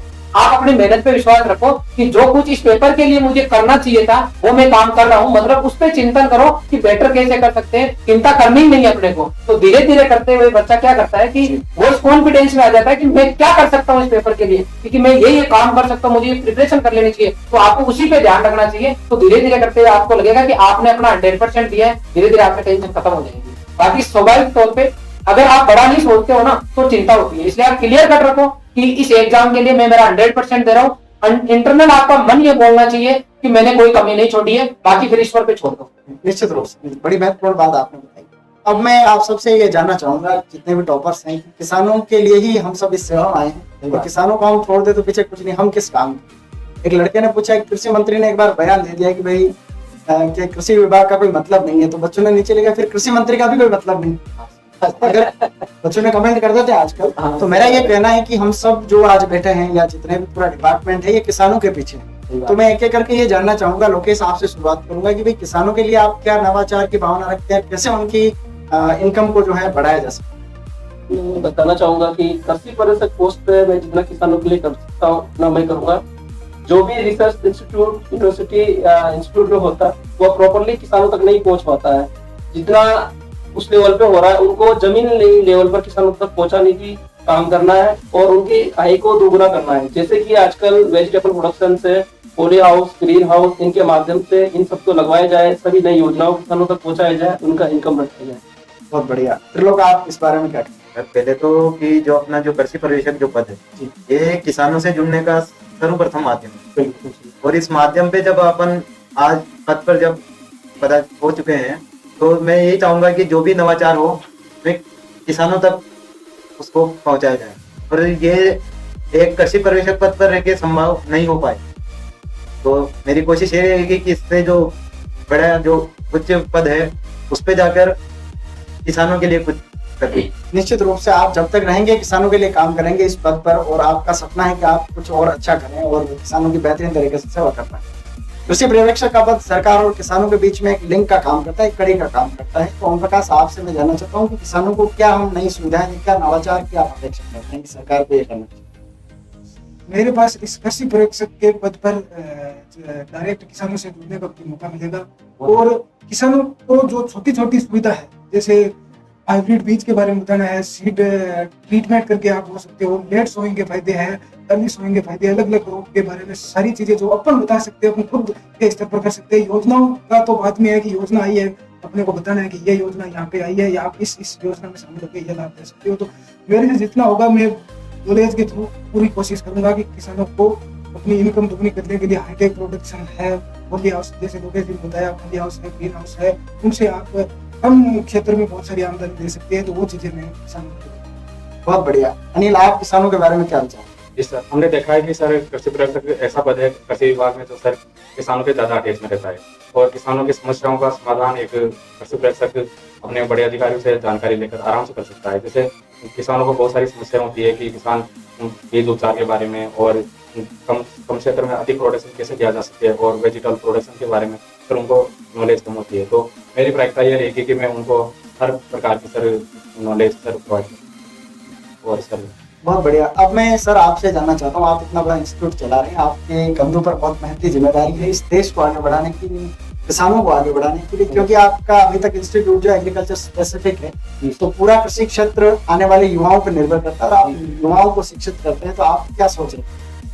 सर मैं यूं चाहता हूं कि अकेले जीएल सर और अकेले रॉयल इंस्टीट्यूट के दम पे पूरे राजस्थान के अंदर, पूरे भारत के अंदर किसानों की स्थिति सुधारना पॉसिबल नहीं है।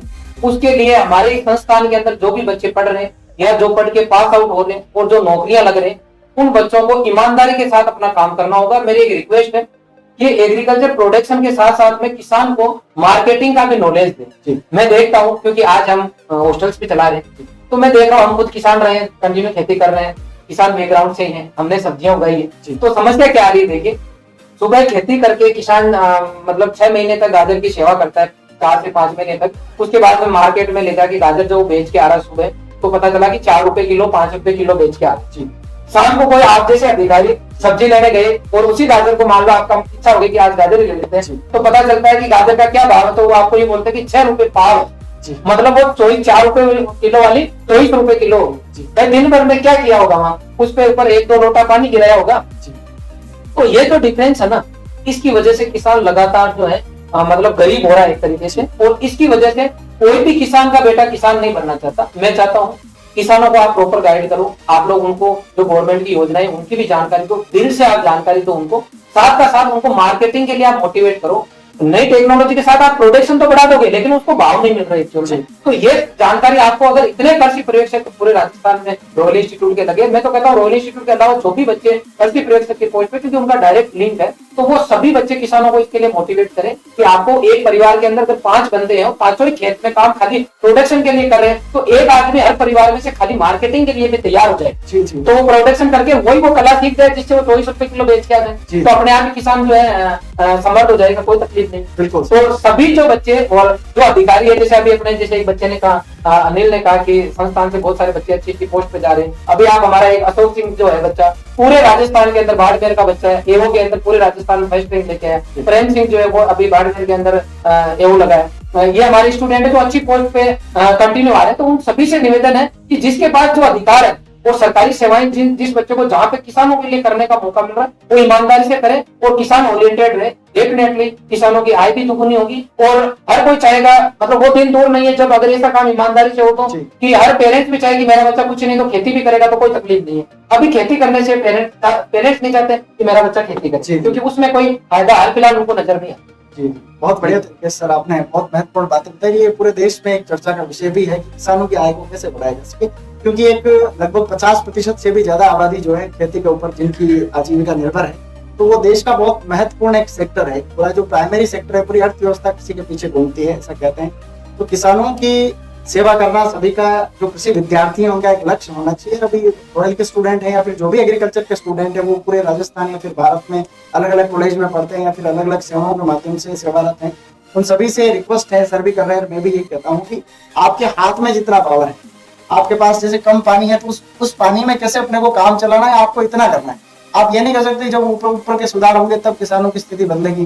क्यों कहते हैं कि सर बारिश ठीक होगी तो ऐसी फसलें खूब हो जाएगी। बारिश तो हो या नहीं भी हो, लेकिन जो कम पानी है उसमें भी अपन कैसे बेटर कर सकते हैं, ऐसा अपने को चलना है। ओम प्रकाश के दिल से निकला जी कि योजनाएं तो पहुंचे या नहीं पहुंचे, मैं क्या कर सकता हूँ किसान के लिए। बहुत important। सबसे पहले वो अपने आप में बहुत बड़ी बात है, बहुत बड़ी बात है ये कि योजना पहुंचे या नहीं पहुंचे, मैंने जो सीखा है वो तो मैं कम से कम उनको गाइड करूँ। ये भावना हर बच्चे के दिल में होनी चाहिए। और आप देख सकते हो टॉपर है तो मैं हमेशा कहता हूँ सर एक चीज हमेशा कहूंगा कि हमेशा दुनिया में उन्होंने नाम कमाए जिन्होंने हमेशा दूसरों के लिए जगह रखी है दिल में कि मैं बढ़ूं लेकिन दूसरों को बढ़ा के बढ़ूं, तो हमेशा वो प्रोग्रेस करता है। और कहीं ना कहीं इसकी फर्स्ट रैंक आने में दुआएं काम में आई। जी जी लोगों को 100% जी, ये हमारी संस्कृति की पहचान है, भारतीय इतिहास की ये परंपरा रही है।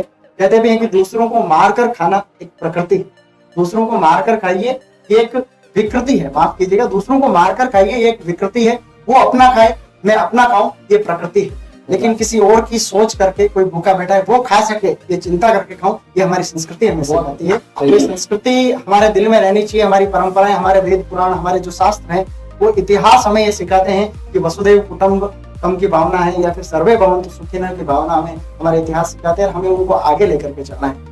अब मैं एक एक करके एक सर इम्पोर्टेंट बात पूछूंगा कि नए विद्यार्थी है वो ये पूछते रहते हैं भाई कैसे तैयारी करें, क्या करें, तो एक बार एक कॉमन आप क्या बताएंगे भाई कि नए विद्यार्थियों को एक सलाह के रूप में आप क्या देना चाहेंगे कि हाँ आप ये करिए, ऐसे पढ़िए तो आप निश्चित रूप से आपकी जो राह आसान होगी। तो मंजिल उन्हीं को मिलती है जिनके सपनों में जान होती है, पंखों से कुछ नहीं होता, हौसलों में उड़ान होती है। और जो नए विद्यार्थी किसी भी प्रतियोगी परीक्षा की तैयारी करना चाहते हैं, सबसे पहले अपने आप को सेल्फ कॉन्फिडेंस में रखें। सबसे इम्पोर्टेंट बात यही है कि सेल्फ कॉन्फिडेंस रखें। और दूसरी बात सेल्फ मोटिवेट। अब सेल्फ मोटिवेट कैसे हो, मोटिवेशन तो सबने सुना है, पर सेल्फ मोटिवेट कैसे हो, अपने आप से कोई भी काम करने से पहले आप अच्छा करो या बुरा करो, उसके पहले अगर वाई पूछ लो कि वाई क्यों मैं क्यों कर रहा हूँ, तो आप अपने आप से खुद अंदर से आवाज आएगी कि कैसे करना चाहिए, क्यों करना चाहिए। और दूसरी चीज अपने माता पिता के लिए करो कि अपन जो भी कर रहे हैं कि आज तक अपने को अपने माता पिता के नाम से जाना है, अब अपन ऐसा कुछ करें कि उनको अपने नाम से जाना चाहे। आज तक इतने बड़े किया, पाला पोसा, उनके नाम से अपने को दुनिया जानती आई। अब ये मोटिवेशन अपने पास रखो कि अब जो है मेरे माता पिता को मेरे नाम से जाना चाहे। और रही बात तैयारी की, तो कई बार ऐसा होता है जैसे 80% भर्ती में 5 सब्जेक्ट आते हैं, तो लोग क्या करते हैं जैसे हिंदी पढ़ रहे हैं तो रेगुलर दिन भर हिंदी पढ़ते रहते हैं, जीके पढ़ते रहते हैं। ऐसा नहीं करें। मेरे अकॉर्डिंग मेरे हिसाब से 5 सब्जेक्ट का सिलेबस चूज करें। सिलेबस के अकॉर्डिंग जो सब्जेक्ट मैटर है, जिससे आप कहीं से पढ़ रहे हो, जैसे 11th-12th की बुक एनसीईआरटी की प्लस एक गाइड आप ले लीजिए, या किसी कोचिंग संस्थान से आप उनका कोर्स ले लीजिए। हमें रॉयल का अच्छा लगा, हमने यहाँ से लिया, आपको जो भी अच्छा लगता है, जो भी सूट करता है उसको ले लीजिए। और उनके अकॉर्डिंग उनके नोट, क्लास और बुक से अपने सेल्फ नोट्स बनाइए, अपना एक सेल्फ रजिस्टर मेंटेन करिए बराबर। और उनको पर्टिकुलर 5 सब्जेक्ट को अपने अकॉर्डिंग 3-3 घंटे हर सब्जेक्ट को दीजिए। ऐसा मत करिए कि एक दिन भर जीके पढ़े, हिंदी पढ़े, क्योंकि कंपटीशन एग्जाम में पूरे सब्जेक्ट की बराबर वैल्यू इंपॉर्टेंस रहती है, इसलिए सारे सब्जेक्ट को बराबर इंपॉर्टेंस दे। यही मेरी हाँ, निश्चित रूप से बड़ी महत्वपूर्ण पॉइंट्स हैं, ये आप लोगों को नोट करने चाहिए कि ये टॉपर्स की कहानी अपनी जुबानी है, यहाँ इसमें कोई बेल विलाप नहीं भी ऐसा है, इन्होंने जो किया वो आपको बताने। मैं बीच में पॉइंट ऐड करना चाहूंगा। जी जी। लोकेश प्रजापत ऐसा बच्चा है, अगर ये 2018 की वैकेंसी देखे तो ये 0.03 से रहा है, 0.03, मतलब बिल्कुल बाउंड्री लाइन के ऊपर। अब इस बच्चे ने कोई टेंशन नहीं ली, जैसे इसका सिलेक्शन नहीं हुआ इसने जॉब ज्वाइन कर लिया, साथ में जितना हो सके उतना पढ़ता रहा। मैं रिपीट कर रहा हूँ कि कुछ नंबर से रह गया, कोई टेंशन नहीं ली कि रह गए कोई बात नहीं, शायद इस पर कुछ अच्छा करेगा। इसने जॉब ज्वाइन कर ली, कहाँ जॉब की आपको इसने बता दिया, कंटिन्यू थोड़ा थोड़ा पढ़ते रहा, मतलब 0.03 से रहा, उसको अप टू नेक्स्ट वैकेंसी तक भूला नहीं। और जैसे वैकेंसी आई जॉब को 1 महीने के लिए छोड़ के पूरी एनर्जी लगा दी। अब उसका फायदा क्या हुआ, 0.0 तक वैकेंसी तक जॉब के साथ लेके चलाए पूरे मैटर को, और 1 महीना एक्स्ट्रा एफर्ट्स लगाए और ये रैंक लेके आ गए। मतलब इसने टेंशन नहीं ली किसी भी तरीके से। तो कुल मिला के जो बच्चे बहुत कम नंबर से रह गए वो चिंता नहीं करें और अपने आप को पॉजिटिव रखें कि कुछ नहीं, शायद मैं एक अच्छी रैंक लेके आ रहा हूँ। ये अभी सुपरवाइजर का रिजल्ट आया, ये ग्रेजुएशन कर चुके हैं बच्चे, कल को हो सकता है ये डब्ल्यूओ में सिलेक्ट हो, ये एफएसओ में सिलेक्ट हो, कहीं ना कहीं ये सिलेक्ट हो जाएंगे। लेकिन अगर चिंता करके बैठ जाएंगे तो ये अभी तक मुझे लगता है 2018 में अगर सिलेक्शन नहीं होने के बाद में अगर डिप्रेशन में चला जाता तो जो कुछ आता वो आज तक भूल जाता, सुपरवाइजर भी शायद नहीं बनता। इसलिए डिप्रेशन में जाना, चिंता करना किसी बात का सोल्यूशन नहीं। आप किसी काम को कल के लिए छोड़ दोगे तो डबल टेंशन रहेगी, तो आज ही निपटाओगे तो फिर माइंड फ्री रहोगे। सही बात। अब मैं त्रिलोक, आप बताएंगे नए विद्यार्थियों को आप क्या सलाह देना चाहिए? सर पहले तो नए और जो इस भर्ती में जो किसी कारणवश नहीं चयनित हो पाए उनको मैं यही कहना चाहूंगा कि निराश होने की जरूरत नहीं है। सिर्फ और सिर्फ जो मैंने भी इन जो सालों में देखा है, जब मेरी भी असफलता हाथ लगी थी, तो सिर्फ एक रेगुलरिटी है जो आपको सफलता तक पहुंचा सकती है। आपको लगातार प्रयासरत रहिए उस काम के लिए, उस सब्जेक्ट के लिए। आप उसको जैसे भी पढ़ रहे हैं उसमें आपकी कोई वीकनेस है तो उसमें सुधार करिए। जैसे इन्होंने बताया 5 सब्जेक्ट है, हर सब्जेक्ट, आजकल जो कंपटीशन का दौर है उसमें हर एक सब्जेक्ट की अपनी अपनी एक भूमिका है। बस तो यही है कि आप हर सब्जेक्ट को साथ लेके आगे बढ़ते रहिए। बहुत बढ़िया। सर आप क्या कहेंगे कंटिन्यूटी का कितना महत्व? कई लोग तो 1 महीना पढ़ेंगे फिर 15 दिन मजे करेंगे फिर से वापस, तो एक लगातार पढ़ने का कंटिन्यूटी का कितना महत्व है किसी एग्जाम? कंटिन्यूटी का इफेक्ट आप यूं देख सकते हो, आपने वो कहानी सुनो कि खरगोश और कछुआ की, जी जी, वो एक शानदार एग्जाम्पल है कंटिन्यूटी का। बहुत सारे बच्चे, अराउंड 300 से ऊपर ऐसे बच्चे अभी तक संस्थान से सेलेक्ट हुए हैं कॉम्पिटिशन एग्जाम, जिसमें आपका जेटी, आईसीआर, बीएचयू इस तरह के एग्जाम है। आईसीआर में भी ऐसे बहुत सारे बच्चे जिनके 10th और 12th दोनों क्लास के अंदर या किसी एक क्लास के अंदर फर्स्ट डिवीजन नहीं है।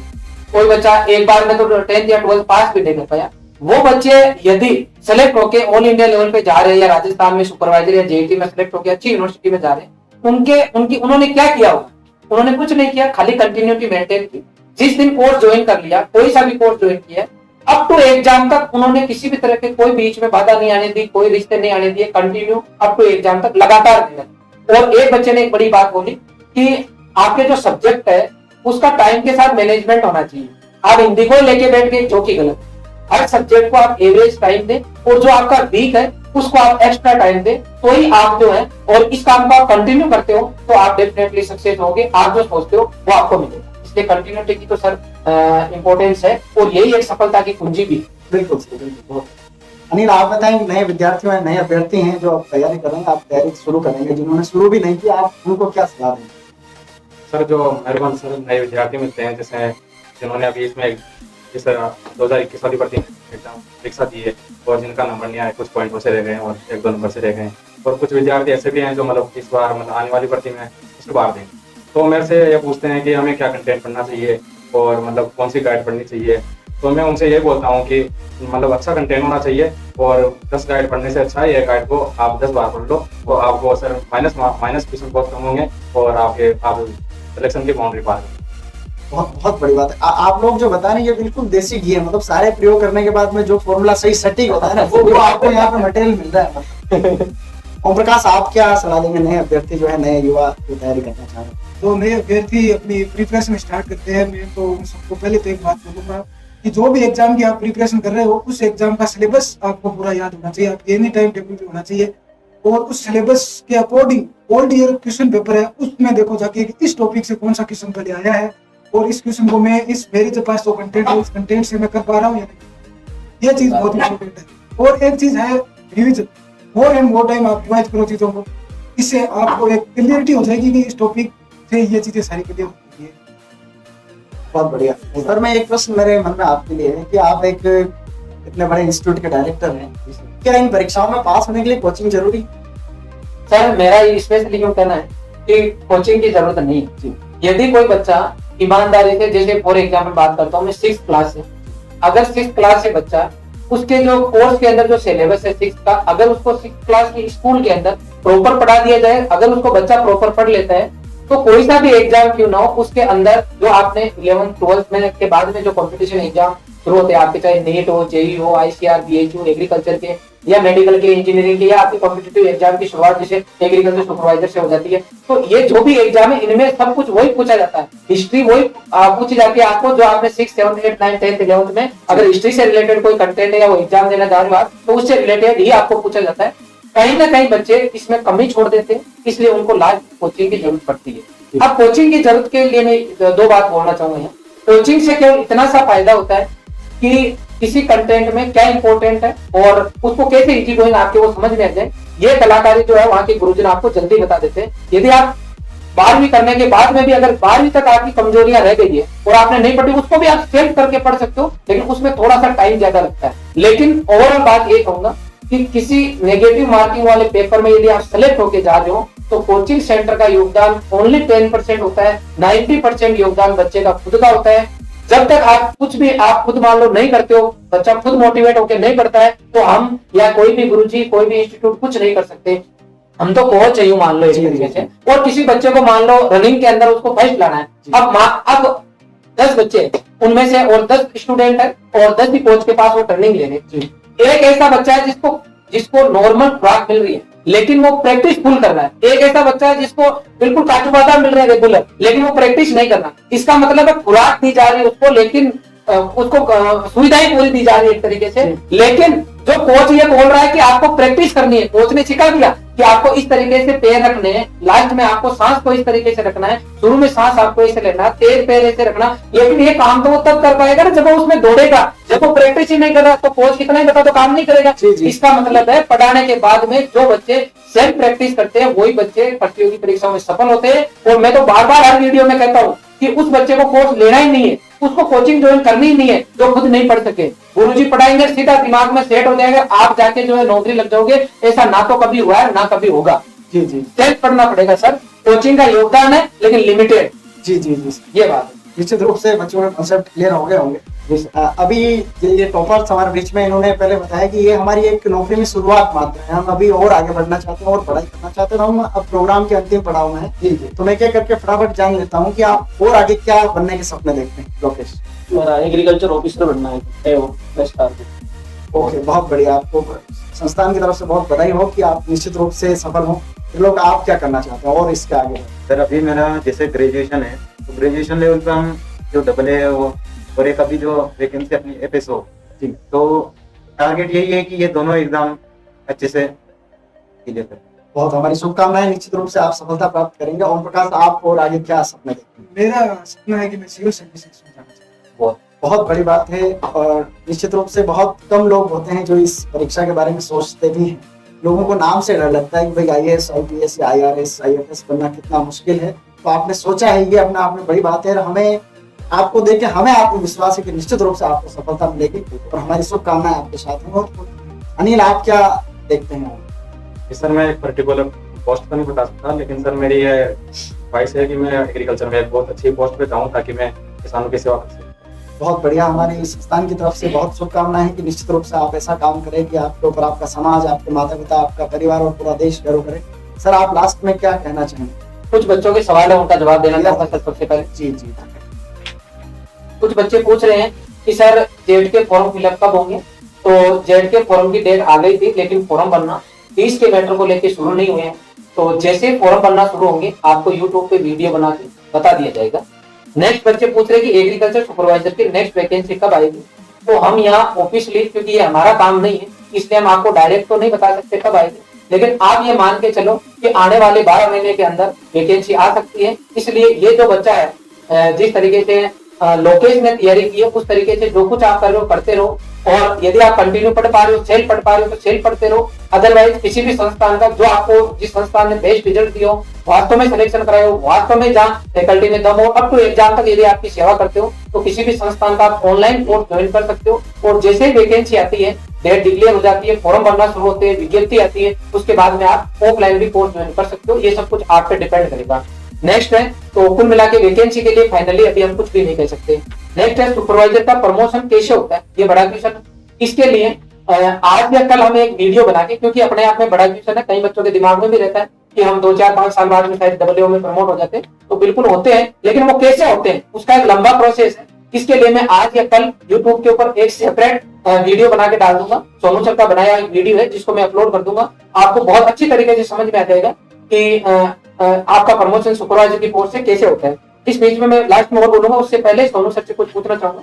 बहुत सारे ऐसे बच्चे जुड़े हुए अपने साथ जो कि सुपरवाइजर में सिलेक्टेड है, तो मैंने थंबनेल में भी दिया था कि बच्चों को कुछ आप गाइडेंस दोगे जिसके अंदर कि अभी जो बच्चे कृषि विभाग में जो लगे हैं, जॉब करेंगे, तो इनको किन विशेष बातों का ध्यान रखना होगा। थोड़ा सा बच्चों को आप उसके ऊपर भी गाइडेंस दे सकते। जी, टाइम काफी हो गया, मैं शॉर्टकट में बताता हूँ। मैं कहीं कुछ सालों से मैं ये एक्सपीरियंस कर रहा हूँ, मैं नए नए सुपरवाइजर्स को देता हूँ। मैं भी कहीं कभी सुपरवाइजर था, तो बिल्कुल नए फ्रेश लड़के आते हैं, एज में भी आते हैं, लेकिन कहीं की कॉन्फिडेंस की बहुत कमी रहती है, मतलब उनको डर रहता है कि मैं कैसे काम करूँ।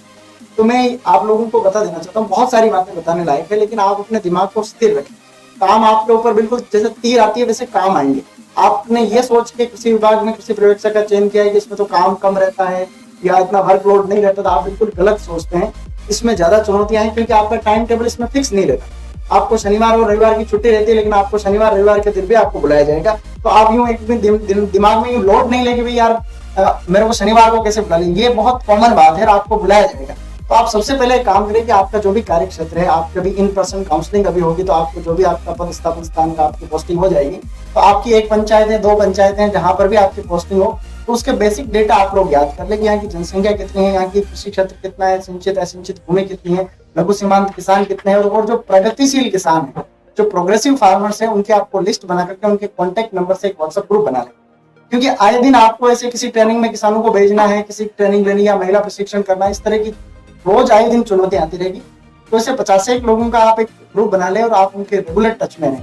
आपको प्रदर्शन आएंगे, बीज आएंगे या मिनीकिट आएंगे, तो आपको डिस्ट्रीब्यूट करने पड़ेंगे। किसी जिला स्तर की ट्रेनिंग में है या तहसील स्तर या राजस्थान के बाहर टूर भी जाते हैं, तो किसानों को भेजना होता है।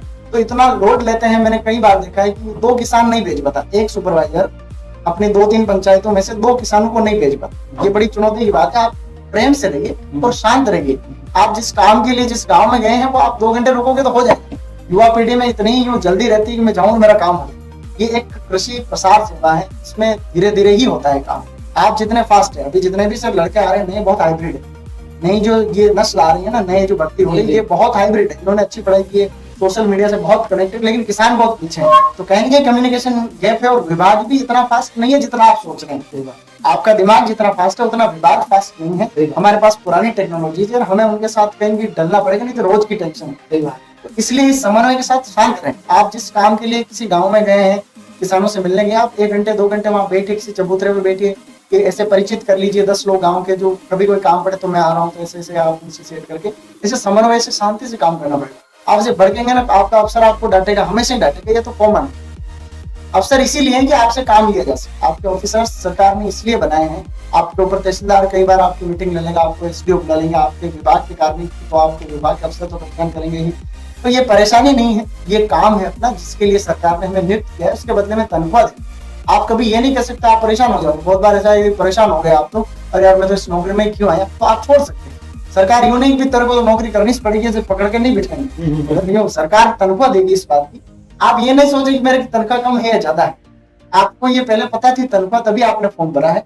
आप पहले सब कुछ जान के ही आप इस नौकरी में आए हो कि ये एक सेवा है। तो आप यूं नहीं करें मेरे को 50,000 मेरे को लाख रुपए तनख्वाह क्यों नहीं मिली। तनख्वाह एक निश्चित है, लेकिन एक इंपॉर्टेंट चीज है कि आप हमेशा आपका जो ग्रुप है कृषि पर्यवेक्षक, एक संगठन बना करके रखेंगे। इसकी बहुत जरूरत है। मैंने व्यक्तिगत ये महसूस किया है कि राजस्थान में जितने जैसे पटवारी संघ है या तहसीलदार संघ है या राजस्व के जितने कार्मिकों का जितना मजबूत है रवैया या संघ, उतना अपना मजबूत नहीं है। हम एकजुट नहीं है, उसका बहुत नुकसान है। अपनी तनख्वाह थोड़ी कम है बाकियों से, कई सारे भत्ते नहीं मिलते। उसका कारण ये है कि हम एकजुट नहीं है। हमें यह लगता है कि हम सब होशियार। हमें कोई पटवारी भी कई बार धमका के चला जाएगा, या फिर कई बार वो जो सचिव होता है ग्राम विकास अधिकारी वो धमका देगा, कोई बीडीओ धमका देगा।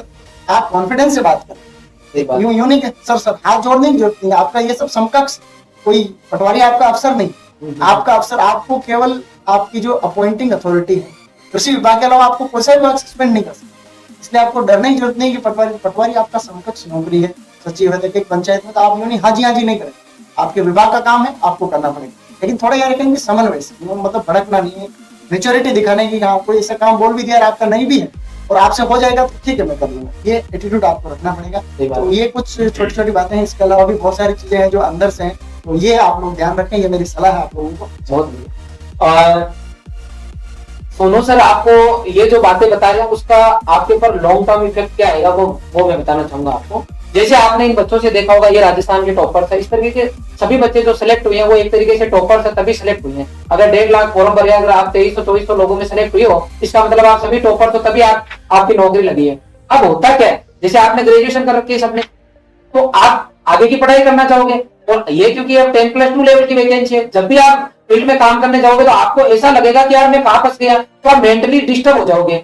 और ये काम सोनू सर ने करके देख लिया, क्योंकि ये पहले सुपरवाइजर थे, तो इन्होंने उसको जो भी सिस्टम चल रहा था उसके साथ एडजस्ट करते हुए, अपने आप को मेंटली लोड नहीं लेते हुए इन्होंने क्या किया कि ये विभाग के काम है, यहाँ का सिस्टम ऐसा है, मुझे खुद कैसे रहना है कि इन कामों को ऐसे एडजस्ट करते हुए खुश रहना है। अच्छा, आगे की पढ़ाई कैसे करनी है कि दिमाग को शांत रखते हुए यही पढ़ सकते हैं, तो इन्होंने सिस्टम में कमियां नहीं निकालते हुए अपने आप को एडजस्ट किया। उसके बाद में कंटिन्यू तैयारी की और उसका नतीजा ये रहा कि सुपरवाइजर से ये तुरंत क्या बन गए, डब्ल्यू परीक्षा देके डब्ल्यू की परीक्षा देके डब्ल्यू बन गए। तो आप सभी को साथ में जितने भी सुपरवाइजर है उनका इनको साफ साफ संदेश है कि आपको फील्ड में समस्या आएगी, आपको मेंटली नहीं लेना है, आपको सॉल्यूशन पे दिमाग लगाते हुए आगे की पढ़ाई जारी रखना है।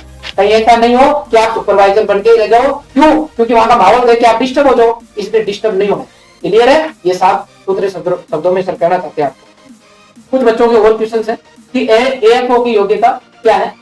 बीएससी करने के बाद में जितने भी बैंक है उनके अंदर एग्रीकल्चर फील्ड ऑफिसर की वैकेंसी होती है, और एग्रीकल्चर से बीएससी किए बच्चे इसके लिए एलिजिबल होते हैं। एक बच्चा पूछ रहे हैं कि बीएससी एग्रीकल्चर के बाद में आप क्या करो, तो आप अपनी पारिवारिक स्थितियों को देखते हुए डिसीजन लो। मैं तो आपको यही कहना चाहूंगा कि आप पीजी की तैयारी करते हुए कंपटीशन को साथ में लेते हुए चलो, ताकि आपका एमएससी में हो जाए तो आपकी पढ़ाई नहीं छूटे, आप एमएससी करते भी रहोगे और साथ के साथ जिस टाइम जो वैकेंसी आ रही है उसके हिसाब से आप अपनी तैयारी करके तैयार हो। कोई एक एम बना लो, लेकिन पढ़ाई मत छोड़ो। एम एक बना लो कि आपको उधर जाना है, लेकिन पढ़ाई नहीं छोड़नी, कंटिन्यू पढ़ते रहना, ताकि आप डिप्रेशन के शिकार नहीं हो। जनरली एग्रीकल्चर का बच्चा बीएससी करने के बाद में यदि केवल एक एग्जाम की तैयारी करता है, पढ़ाई छोड़ देता है, तो यदि आपको उसका होता नहीं या पर्टिकुलर वैकेंसी नहीं आती टाइम पे, तो कहीं ना कहीं उसको सोचता है कि मैं उसको दिमाग में आता है कि यार मैं पढ़ाई से दूर जा रहा हूँ, लोगों से दूर जा रहा हूँ। इसलिए मेरा पर्सनल मैसेज आपको ये रहेगा कि आप पढ़ाई नहीं छोड़े। सर, आप क्या कहना चाहोगे इसके बारे में? जी जी बिल्कुल, आपको कंटिन्यू रहे। और सुपरवाइजर की सैलरी क्या आपको सोनू सर बता देंगे, खेल में से बच्चों को पता होगा, लेकिन अभी मैं आपको जो वर्तमान सैलरी वो बता देता हूँ। अभी श्रीमान अशोक गहलोत साहब ने अभी बजट में घोषणा की, कुछ 2017 में 7वें वेतन आयोग में कुछ वेतन विसंगतियां रह गई थी, उनका अभी सुधार होकर के आपकी सैलरी थोड़ी बढ़ेगी, लेकिन उसमें टाइम भी लग सकता है, उसका आपको एरियर मिल जाएगा। अभी 2 साल का प्रोबेशन पीरियड होता है, यानी कि परीक्षा काल, इसमें आपको निश्चित मानदेय मिलता है, नियत मानदेय, फिक्स पे जिसको कहते हैं, वो 14,600 है। 14,600 आपको 2 साल तक सैलरी मिलेगी। उसके बाद में तनख्वाह में 3 चीजें इंक्लूड होती है। एक तो मूल वेतन होता है जिसको बेसिक पे कहते हैं, इसके अलावा एचआरए जो आपका मकान किराया होता है, और तीसरा आपको डीए मिलता है, डियरनेस अलाउंस, महंगाई भत्ता। मूल वेतन, महंगाई भत्ता और एचआरए आपको मिलेगा। अभी जो मूल वेतन है वो 20,800 है, अभी के जो पे स्केल में L5 में 2400 ग्रेड पे में आप लोग आते हैं, तो 20,800 का अभी 31% डीए चल रहा है, तो उसका 31% निकाल लेना, और 9% 6 जिलों को छोड़ करके, 6 जिलों में 18% एचआरए मिलता है मूल वेतन का, अन्य सभी जिलों में 9% मिलता है। तो 31 + 9 40%, आप 20,800 का 40% निकालेंगे, वो सब मिला करके आपको अभी सैलरी मिलेगी। और उसमें से अभी तो एनपीएस कट रहा है, लेकिन आदरणीय अशोक गहलोत साहब मुख्यमंत्री जी ने अभी पुरानी पेंशन योजना को वापस लागू कर दिया है, तो उसके नए नियम जब भी लागू होंगे, अभी एनपीएस वाला व्यवस्था चल रही है, शायद अप्रैल से ये व्यवस्था लागू हो जाएगी। बच्चे पूछ रहे हैं कि हॉर्टिकल्चर की अमेजन पे बुक्स तो दिख रही है, तो कौन सी लें? तो हॉर्टिकल्चर या फ्लिपकार्ट, आपको कोई सी भी बुक दिख रही हो, मेरी वाली ऑब्जेक्टिव हॉर्टिकल्चर है, उनमें से कोई सी भी आप ले ले जो सस्ती है, क्योंकि अपनी एक ही बुक चलती है, ऐसा नहीं कि एक बुक पुरानी एक नहीं, ऐसा कुछ नहीं, एक ही बुक है अपनी जो अपडेटेड नया वर्जन है, वही आपको लेना है। और जो कम रेट में जो भी दुकान वाला दे रहा है, जो ऑनलाइन चढ़ाने वाले के अलग अलग हो सकते हैं, आपको 2 की जगह 4 ऑप्शन भी मिलेंगे, तो आपको जो सस्ती है वो आपको लेनी। बहुत एक बच्चे ने पूछा है कि सर नेगेटिव मार्किंग कैसे रोके, इसके लिए आप कुछ बताएं। तो नेगेटिव मार्किंग के लिए वैसे मैंने और बहुत सारे वीडियो बना रखे हैं, लेकिन आपको इतना बता दूं सारांश में कि जब तक आपको कंटेंट प्रॉपर याद नहीं है तब तक ये हमेशा समस्या रहेगी। अब कंटेंट याद नहीं, इसको आप ऐसे समझो जैसे राजस्थान की राजधानी क्या है, तो आप कहोगे सर जयपुर। मैं पूछूं एमपी की राजधानी क्या है, अब आपको अगर याद नहीं है तो आप ये सोचोगे इंदौर है या भोपाल है, तो आधे इंदौर करेंगे आधे भोपाल करेंगे। तो इसका मतलब समस्या कहाँ है, याद नहीं किया प्रॉपर। इसका मतलब जब तक आपको कंटिन्यू जो कुछ आप पढ़ रहे हो, और इस बच्चे ने कहा आपको लाइन टू लाइन याद करना है, लाइन टू लाइन प्रैक्टिस करना है, लिख लिख के आपको पढ़ना है। जब आपको पूरी चीजें याद हो जाए उसके बाद में नेगेटिव मार्किंग मतलब आपके नेगेटिव होने की समस्या कुछ हद तक कम हो जाएगी। उसके बाद में नेगेटिव होने के और भी कारण होते हैं, जैसे आपने क्वेश्चन को पूरा पढ़ा ही नहीं तो वो नहीं पढ़ने वाला हो गया। अगला कारण क्या हो सकता है, सारा ऑप्शन आपने प्रॉपर नहीं देखे तो वो भी एक कारण हो सकता है। ओमार करते वक्त आपने गलती कर दी, वो भी एक कारण हो सकता है। नेगेटिव मार्किंग का एक कारण और भी हो सकता है जो कि अपने आप बड़ा कारण है। जैसे आप अच्छी तैयारी करके गए, पहले अपने आपने पैरों में आपने जो है साकल बांध ली, कैसे आपने ये सोच लिया कि मैं एग्रीकल्चर, जैसे मान लो कोई बच्चा जेटी की तैयारी कर रहा है, उसके सब्जेक्ट है एग्रीकल्चर, बायोलॉजी, केमिस्ट्री, और उसने पहले दिमाग में सेट कर लिया कि आज तो एग्रीकल्चर में 40 सही करके आऊंगा। उदाहरण का मान लो पहला और दूसरा दोनों ही क्वेश्चन नहीं आ रहे, तो हमेशा उसको दिमाग में ये रहता है कि मैं लोगों को क्या जवाब दूंगा, मैंने सबको कहा कि मैं 40 करके आऊंगा, और वहां 2 में अटक गया, तो वो कहीं ना कहीं उसके दिमाग में वो 38 क्वेश्चन नहीं है, उसके दिमाग में कहीं कहीं बात है। इसका मतलब इस तरीके के फालतू की बातें नहीं करना। तैयारी हमेशा पूरे में से पूरे की करो, लेकिन पेपर आने हाथ में आने के बाद में वो करो जो आपको आ रहे। और पेपर कैसे करना है तो मैंने आपको बताया, राइट सर्किल क्रॉस मेथड खुद को फॉलो करते हुए करो, तो आराम से आप धीरे धीरे करके नेगेटिव कम कर लोगे, नहीं के बराबर आपके नेगेटिव होंगे। लेकिन इसमें मैं 90% जो योगदान है वो है कि कंटेंट आपको याद होना चाहिए, बाकी सब सेकेंडरी है। क्या सर? जी जी बिल्कुल। हाँ, सुपरवाइजर के बच्चे ये जानना चाह रहे हैं कि सुपरवाइजर के अपने इंस्टीट्यूट की तरफ से बैच चल रहा है नहीं चल रहा, और फीस क्या है। यहाँ 2 तरीके के बैच चल रहे हैं बेटा। एक तो रिकॉर्डेड बैच हमारा चल रहा है जिसकी फीस है केवल 2000 रुपए, और एक बैच जो है हमारा है लाइव, जिसके अंदर आपको रेगुलर लाइव क्लास मिलेगी, पूरा कोर्स आपको लाइव पढ़ाया जाएगा, जिसकी फीस है 5000 रुपए, 7000 रुपए। लेकिन इस मार्च के महीने में 2000 रुपए की छूट है, 31 मार्च तक 5000 रुपए फीस है, जिसके अंदर हम आपको पूरा लाइव देंगे और अप टू एग्जाम तक देंगे। ये अपने आप में बड़ी बात है, अप टू एग्जाम तक देंगे। कई बच्चों की ये भी डाउट है कि सर अगर मान लो सिलेबस चेंज हो गया तो यदि सिलेबस चेंज हो गया तो चाहे आप रिकॉर्डेड कोर्स लो या लाइव कोर्स लो, जो कुछ चेंज होगा पूरा आपको वापस पढ़ाया जाएगा। आपको पूरा कोर्स जो नेक्स्ट वैकेंसी के लिए जो सिलेबस रहेगा उसके अकॉर्डिंग अवेलेबल करवा दिया जाएगा। क्लियर? और फीस ज्यादा नहीं है क्योंकि अच्छा स्टाफ है, कंटिन्यू पढ़ाएंगे, अप टू एग्जाम तक मेहनत कराएंगे। और जब लाइव क्लास जाती है तो लाइव क्लास का अलग से चार्ज लगता है, रिकॉर्डेड में चार्ज नहीं लगता है। इसलिए प्रथम दृष्टया फीस ज्यादा लग सकती है क्योंकि कोर्स जो आपको बहुत कम फीस में भी अवेलेबल हो जाएगा। लेकिन अगर वास्तव में क्वालिटी दोगे और कंटिन्यू दोगे, ईमानदारी से दोगे, तो डेफिनेटली सर चार्ज लगता है। जी जी। और अप टू एग्जाम तक हम आपको सेवाएं देंगे। और कुछ और मैं कुछ बच्चों के क्वेश्चन है तो मैं देख लेता हूँ।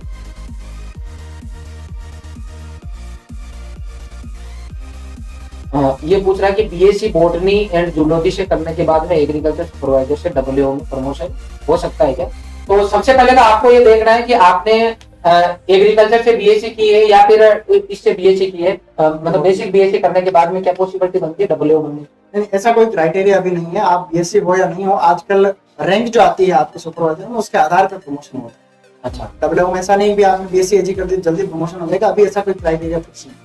कहने का मतलब यहाँ क्वेश्चन शायद ये पूछ रहे हैं, मैं सही नहीं पूछ पा रहा, मुझे यूं लग रहा है क्या बीएससी हमने 12 से एग्रीकल्चर कर ली और बीएससी अगर बॉटनी जूलॉजी से कर ली तो डब्ल्यूओ का पेपर दे सकते हैं? तो उसका तो आंसर है नहीं दे सकते। क्लियर है? और आपने ग्रेजुएशन कर रखी है, 10+2 पास है आप, और 10+2 करके अगर कर्मचारी पर्यवेक्षक बने हैं तो आपका प्रमोशन 10+2 लेवल के अकॉर्डिंग होगा।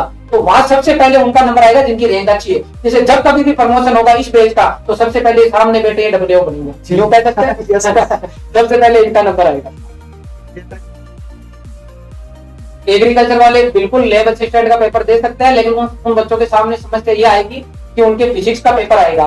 तो फिजिक्स के पेपर के लिए वो क्या कुछ कर सकते हैं, इसके लिए मैं आने वाले 1-2 दिन में वीडियो बना के डालूंगा और उसके ऊपर बेच के ऊपर भी अपन डिस्कस कर लेंगे। इसके अलावा वो भी बच्चे जानना चाह रहे हैं कि कौन कौन से बेच चल रहे हैं। तो संस्थान के अंदर अभी मैं आपको बता दूं, पशुधन सहायक एलएसए जो है उसका बेच चल रहा है 999 रुपए में केवल दिया जा रहा है। 3 पीजी का बेच चल रहा है जिसकी वैलिडिटी अप टू एग्जाम तक है 2022 के, वो भी 999 रुपए के अंदर है। इसके अलावा एफएस तो फूड सेफ्टी ऑफिसर जो है उसका बैच चल रहा है, जिसका केवल 3,000 रुपए में अभी अवेलेबल हो रहा है। लाइव बैच है पूरा का पूरा। इसके अलावा अगर मैं बात करता हूँ तो 10th 12th के जो बच्चे हैं उनके लिए 10th 12th फाउंडेशन बैच, चाहे वो एग्रीकल्चर से हो, मैथ से हो या चाहे बायोलॉजी से हो, नीट, जेई और जेडआईसीआर बीएचयू 11th 12th के साथ में फाउंडेशन के जो बैच है वो बिल्कुल शुरू हो चुके हैं। कोई भी आपके परिवार में ऐसा बच्चा हो जो 11th 12th करना चाह रहे हो, साथ में तैयारी करना चाह रहे हो, वो बच्चा यहाँ कर सकते हैं। साइंस के सभी कोर्स इंस्टीट्यूट में अवेलेबल है। क्लियर है? तो सभी कोर्स ऑनलाइन और ऑफलाइन दोनों मोड में अवेलेबल है। ठीक है, ठीक है।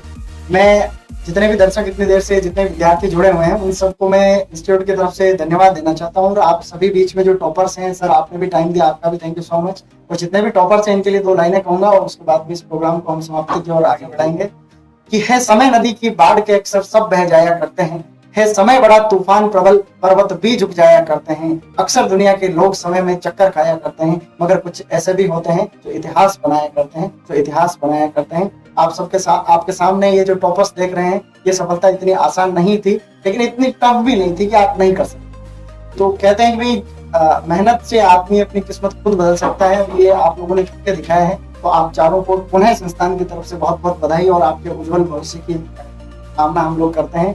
और जितने भी दर्शक देख रहे हैं उन सभी का थैंक यू सो मच, धन्यवाद। आपको भी बहुत बहुत धन्यवाद इस चैनल के माध्यम से आप सबसे रूबरू होने का। बहुत बढ़िया। मैं सोनू सर यहाँ 2 मिनट बोलना चाहूंगा कि ये इतना आसान काम नहीं है कि आज अपन लाइव आ रहे हैं जी। ये यहाँ के गुरुजनों की देन है। यहाँ जो भी राजस्थान के पेरेंट्स रहे पर या आउट ऑफ राजस्थान के वो पेरेंट्स जिन्होंने इस संस्थान पे विश्वास किया, अपने बच्चों को कोर्स ज्वाइन कराया, और ये वो बच्चे जिन्होंने गुरुजनों ने जैसा पढ़ाया उसके हिसाब से इन बच्चों ने मेहनत की, दिन रात एक किया, उसका ये नतीजा रहा कि टॉप 5 के अंदर 4 बच्चों को जो राजस्थान के टॉपर है, फर्स्ट, सेकंड, थर्ड, फोर्थ, उन बच्चों को साथ में लेके आज मुझे गर्व हो रहा है, रॉयल संस्थान परिवार को, रॉयल इंस्टीट्यूट को गर्व हो रहा है कि हम राजस्थान के टॉप 5 में से 4 बच्चों को आपके साथ में लेके आने में कामयाब रहे हैं। इसी तरीके से मैं पप्पू लाल को लेके आया था, उस दिन भी मुझे इतनी खुशी थी जितनी आज है कि 11 साल बाद में वो बच्चा जिसकी पूरी उम्मीदें टूट चुकी थी पढ़ाई की, नौकरी की, वो बच्चा भी जो है कृषि पर्यवेक्षक बना, सुपरवाइजर बना। मतलब मैं आभार व्यक्त करना चाहूंगा पूरे यहाँ के स्टाफ का, teaching staff, non teaching staff, जिन्होंने कोरोना जैसी परिस्थितियों में इस तरीके की बच्चों को मेहनत कराई कि ये फील भी नहीं होने दिया कि कोरोना आया है। और इन परिस्थितियों में बच्चों ने मेहनत की, बच्चों के लिए बराबर क्लासेस ली, टेस्ट सीरीज कंटिन्यू चलाई, लगातार टेस्ट लिए। छोटी से छोटी बच्चा गलती करता है तो उसको भी हमने दूर करने की कोशिश की। ये बच्चा मुझे बोल रहा था अभी जब आया था तो कि सर मैं बहुत अच्छी मेहनत करता था, जब भी मैं मेहनत करता था मुझे लगता था आज मेरे पूरे 100 क्वेश्चन सही होंगे, लेकिन आंकड़ा 80 पे अटक जाता, आंकड़ा 85 पे अटक जाता। मुझे टेस्ट सीरीज में मजबूर किया गया बार बार कि आखिर मेरे ये क्वेश्चन 15 क्वेश्चन छूट क्यों रहे हैं या गलत क्यों हो रहे हैं। आप सोच सकते हो संस्थान की तरफ से जो भी टेस्ट सीरीज चलाई जा रही है या जो भी हम कंटेंट अवेलेबल करा रहे हैं उसमें बहुत अच्छे से मेहनत करते हैं, और हमेशा हमारी टेस्ट सीरीज या हमारा जो कंटेंट है वो इस तरीके का रहता है कि अगर आउट ऑफ सिलेबस भी क्वेश्चन आता है तो भी उस टाइम बच्चे को यूं नहीं लगे कि यार ये कहां से आ गया, अब मैं क्या करूं। रोहित का बच्चा हमेशा कॉन्फिडेंस में रहता है क्योंकि उसको एक्स्ट्रा या जहां टॉपिक है उसके आसपास की चीजें भी पढ़ाई जाती है, प्लस टेस्ट सीरीज में पूछी भी जाती है। तो पुनः मैं आप सभी को, सभी पेरेंट्स को हार्दिक धन्यवाद दूंगा जिन्होंने इस संस्थान पे विश्वास किया और आपके बच्चों ने स्पेशली टॉप किया।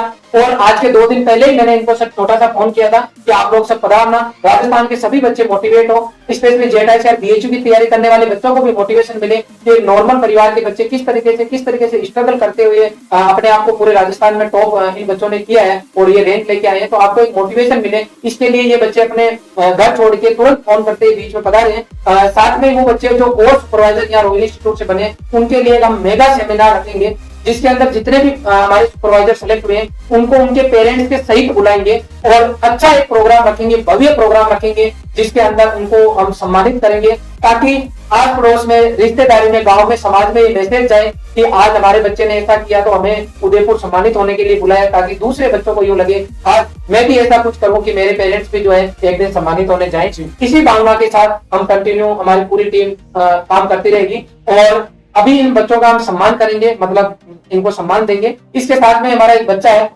जिसकी इच्छा है कुछ मोटिवेशन कोट बोलने की, वो कुछ आपको स्पीच देना चाहता है, तो सबसे पहले हम आपका सम्मान करेंगे, उसके बाद में उस बच्चे को इनवाइट करूंगा तो वो 2 लाइन आप लोगों के लिए बोलना चाहेगा, तो आप उसकी बात जरूर सुनना। लास्ट में वो हम प्रोग्राम रखेंगे। 5 मिनट का ये हो, बच्चा आपको करके दिखाना चाहता है। तेजपाल बाड़मेर का हमारा बच्चा है जो कि आपको कुछ बोल के सुनाना चाहता है। मैं सोनू सर से चाहूंगा कि इन सभी बच्चों का मेरे साथ में बच्चों को सम्मान दें। जी, फोटो।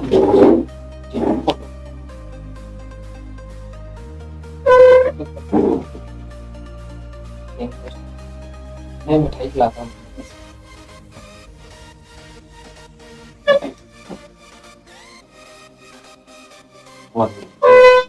आराम से। इसकी ओम प्रकाश की पूरे राजस्थान के अंदर फर्स्ट रैंक रही है। 271 इसने मार्क्स बताए हैं, 271 मार्क्स के आए हैं और सामान्य वर्ग में ये बच्चा फर्स्ट रैंक लेके आए हैं। बहुत बढ़िया बेटा।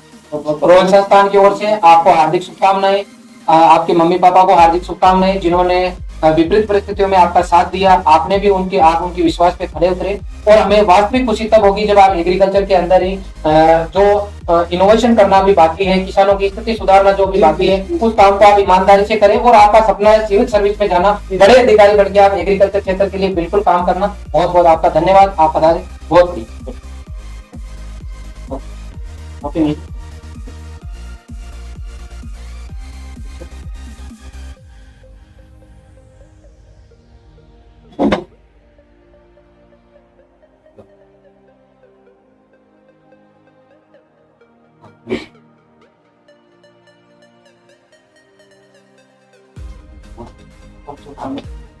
आप जो त्रिलोक हैं, झालावाड़ से हैं, इसकी भी बहुत दर्द भरी कहानी है। कोरोना जैसी परिस्थितियों के अंदर घर पे दो विपदाएं आई इस तरीके की कि कोई सोच भी नहीं सकता। फिर भी बच्चे ने हिम्मत रखी, इसको लगा कि मुझे मेरे मम्मी पापा के सपने पूरे करने हैं, मुझे ताऊजी के सपने पूरे करने हैं और उन्हीं विश्वास के साथ ये बच्चा खड़ा रहा। और कहते हैं कि यदि आदमी दिल से मेहनत करते हैं, अगर कोई आदमी ठान ले और दिल से मेहनत करे तो पूरी कायनात उसके पीछे लग जाती है उसको सफल बनाने में। और इस बच्चे ने न केवल सिलेक्शन कराया बल्कि पूरे राजस्थान के अंदर सेकंड रैंक ये बच्चा लेके आया है। संस्थान की तरफ से आपको हार्दिक शुभकामनाएं और जो आपके सपने आगे वो आप पूरे करें। पुनः मैं आपको जब आप एग्रीकल्चर में बढ़िया करोगे तो पुनः इस मंच पे वापस बुलाना चाहूंगा। बहुत बहुत हार्दिक शुभकामनाएं। धन्यवाद। बहुत नेक्स्ट हाँ भाई ओके।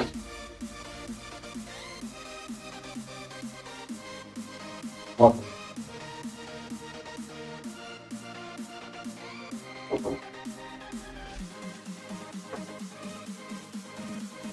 बहुत बढ़िया। लोकेश जी जो है प्रॉपर बूंदी से हैं, आपको इंट्रोडक्शन इन्होंने बता ही दिया। इनके परिवार से इनके सगे भैया कैलाश सिंह प्रजापत है जो कि एग्रोनॉमिस्ट है, अभी एट प्रेजेंट करनाल में पोस्टेड है। इस बच्चे के 0.03 मार्क्स 2018 की वैकेंसी में कम रहे थे, लेकिन इस बच्चे के जज्बे को मैं सलाम करता हूं कि इस बच्चे ने बिना कोई टेंशन लिए जॉब ज्वाइन किया और साथ के साथ पढ़ाई जारी रखी।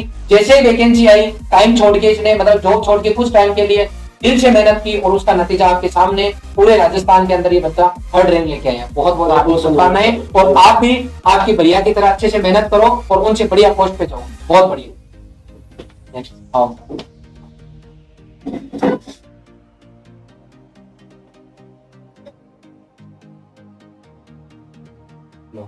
आओ सुनो।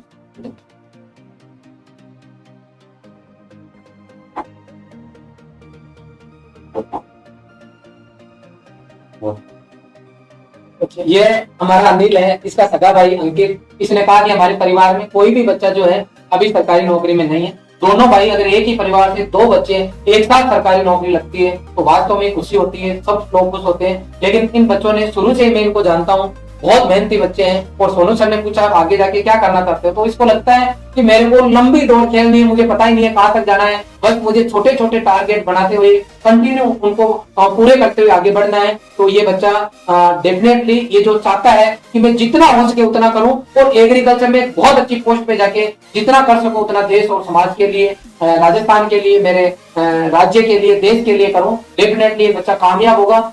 हम कंटिन्यू शुरू से इस बच्चे को जानते हैं, वास्तव में बहुत मेहनती बच्चा है और संस्कारवान है। आप देखोगे सोनू सर, मैं आपको भी बताना चाहूंगा, आपने संस्कृति की बात पहले भी की थी, वही बच्चे ईमानदारी से सेलेक्ट होते हैं जो मम्मी पापा गुरुजी और सरस्वती माँ इन चारों को दिल से कभी भी धोखा नहीं देते। इन चारों में से अगर आप किसी एक को भी इधर उधर कर दोगे ना तो आपके रिजल्ट पे इफेक्ट आता है।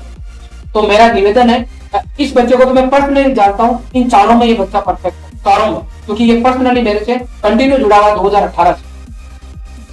ये बच्चे जिस तरीके से ग्रोथ कर रहे हो, केशव राय पाटन बूंदी का नाम कर रहे हैं, डेफिनेटली एक दिन वास्तव में बड़े आदमी बनेंगे। बशर्ते इन चारों को लगातार करते हैं। बहुत मेहनती है, ईमानदारी से मेहनत की इसने और उसका नतीजा आप देख सकते हो। और तुक्के से सफलता कभी नहीं मिलती।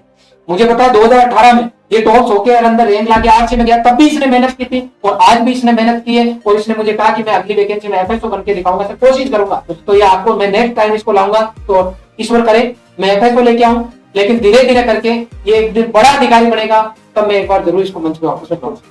हमारी हार्दिक शुभकामनाएं बेटा आपके साथ। बच्चे ने डब्ल्यूओ के इंटरव्यू के बारे में बताया, तो अपन एक इंटरव्यू सेशन रखेंगे या एक सेशन रखेंगे, लाइव सेशन रखेंगे कुछ दिनों बाद, इसमें डब्ल्यूओ के इंटरव्यू के बारे में चर्चा। बहुत बढ़िया। डब्ल्यूओ के इंटरव्यू के बारे में जानकारी देना एक अपने आप में बड़ा काम है। ये अपने आप में एक वेबिनार अपन रख सकते हैं इस पे, तो कभी भी जैसे आपके इंटरव्यू की डेट आ जाएगी उसके बाद में अपन इस पे वेबिनार रख लेंगे, जिसके अंदर आपको सोनू सर बहुत अच्छे से गाइड कर देंगे। वो इंटरव्यू टाइप का माहौल भी हम लोग बना सकते हैं। हाँ। इंटरव्यू टाइप समय के साथ आप लोगों को बता दीजिए। जी जी जी, आपको बता दिया जाएगा जैसा भी होगा। संस्थान से रिलेटेड जो भी काम होगा, आपको कभी भी लगे कि सर हमारे लिए ये किया जाए, तो हम लोग करेंगे। मैं आपकी जानकारी के लिए बता दूं, संस्थान की तरफ से हमेशा एक कोर्स एक बच्चे को फ्री दिया जाता है, जिसमें सुबह आपके टेस्ट होता है। हमारा जो ओम प्रकाश बच्चा, ये जो टॉपर है, इसने कृषि पर्यवेक्षक के साथ में इसने यहाँ से एएफओ का कोर्स भी ज्वाइन कर रखा है, जो कि इसको फ्री में कोर्स मिला हुआ है। मैंने हाँ फ्री वाले एग्जाम जो है ना, जो सुबह होते हैं, मैंने इसको मजाक में पूछ लिया कि आपने एएफओ का कोर्स भी ज्वाइन कर रखा है, क्योंकि जब इसका सिलेक्शन हुआ तो मैंने देखा कौन कौन से कोर्स में जुड़ा हुआ, कब कब टेस्ट में इसके कौन कौन सी रैंक आई है। जब मैंने चेक किया तो 2 कोर्स में इसका नाम आ रहा। तो फिर मैंने इससे पूछा कि एएफओ का कैसे ज्वाइन किया, कि सर मैंने वो जो रोज टेस्ट होता है ना सुबह, उसमें मेरी फर्स्ट रैंक आई थी, उसमें मेरे को एएफओ का कोर्स आपके यहाँ से फ्री मिला था। तो मैं ये कहना चाहता हूँ कि संस्थान की तरफ से स्टूडेंट ओरिएंटेड काम हम रेगुलर करें।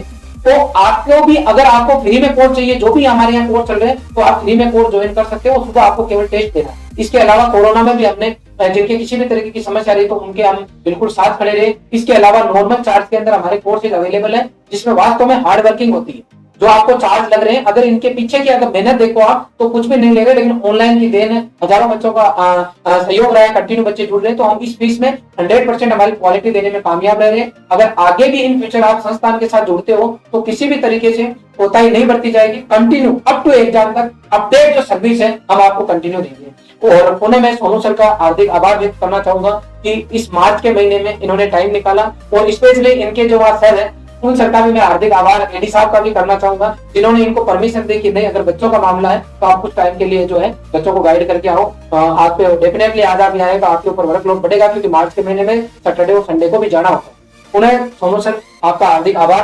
और बच्चों के सुपरवाइजर में जो सिलेक्शन हुए, उनमें भी सोनू सर की महत्वपूर्ण भूमिका रही है, पूरे स्टाफ की महत्वपूर्ण भूमिका रही। लेकिन सोनू सर जॉब के अंदर रहते हुए भी आपको गाइडेंस देने कंटिन्यू आते रहे, और जिसका ये नतीजा रहा कि इतना बेहतरीन आपका एक संस्थान रिजल्ट देने में कामयाब रहा। और आगे भी हम इसी तरीके से आपसे किसी न किसी सेमिनार में रूबरू होते रहेंगे और आपको गाइड करते रहेंगे। जी सर, जी thank you so much. Royal institute को सभी इलेक्टेड कैंडिडेट्स को शुभकामनाएं। और आप सब लोगों ने इतनी देर देखा, हमें सुना, इसके लिए दिल से एक बार पुनः आपका बहुत बहुत आभार। Thank you very much.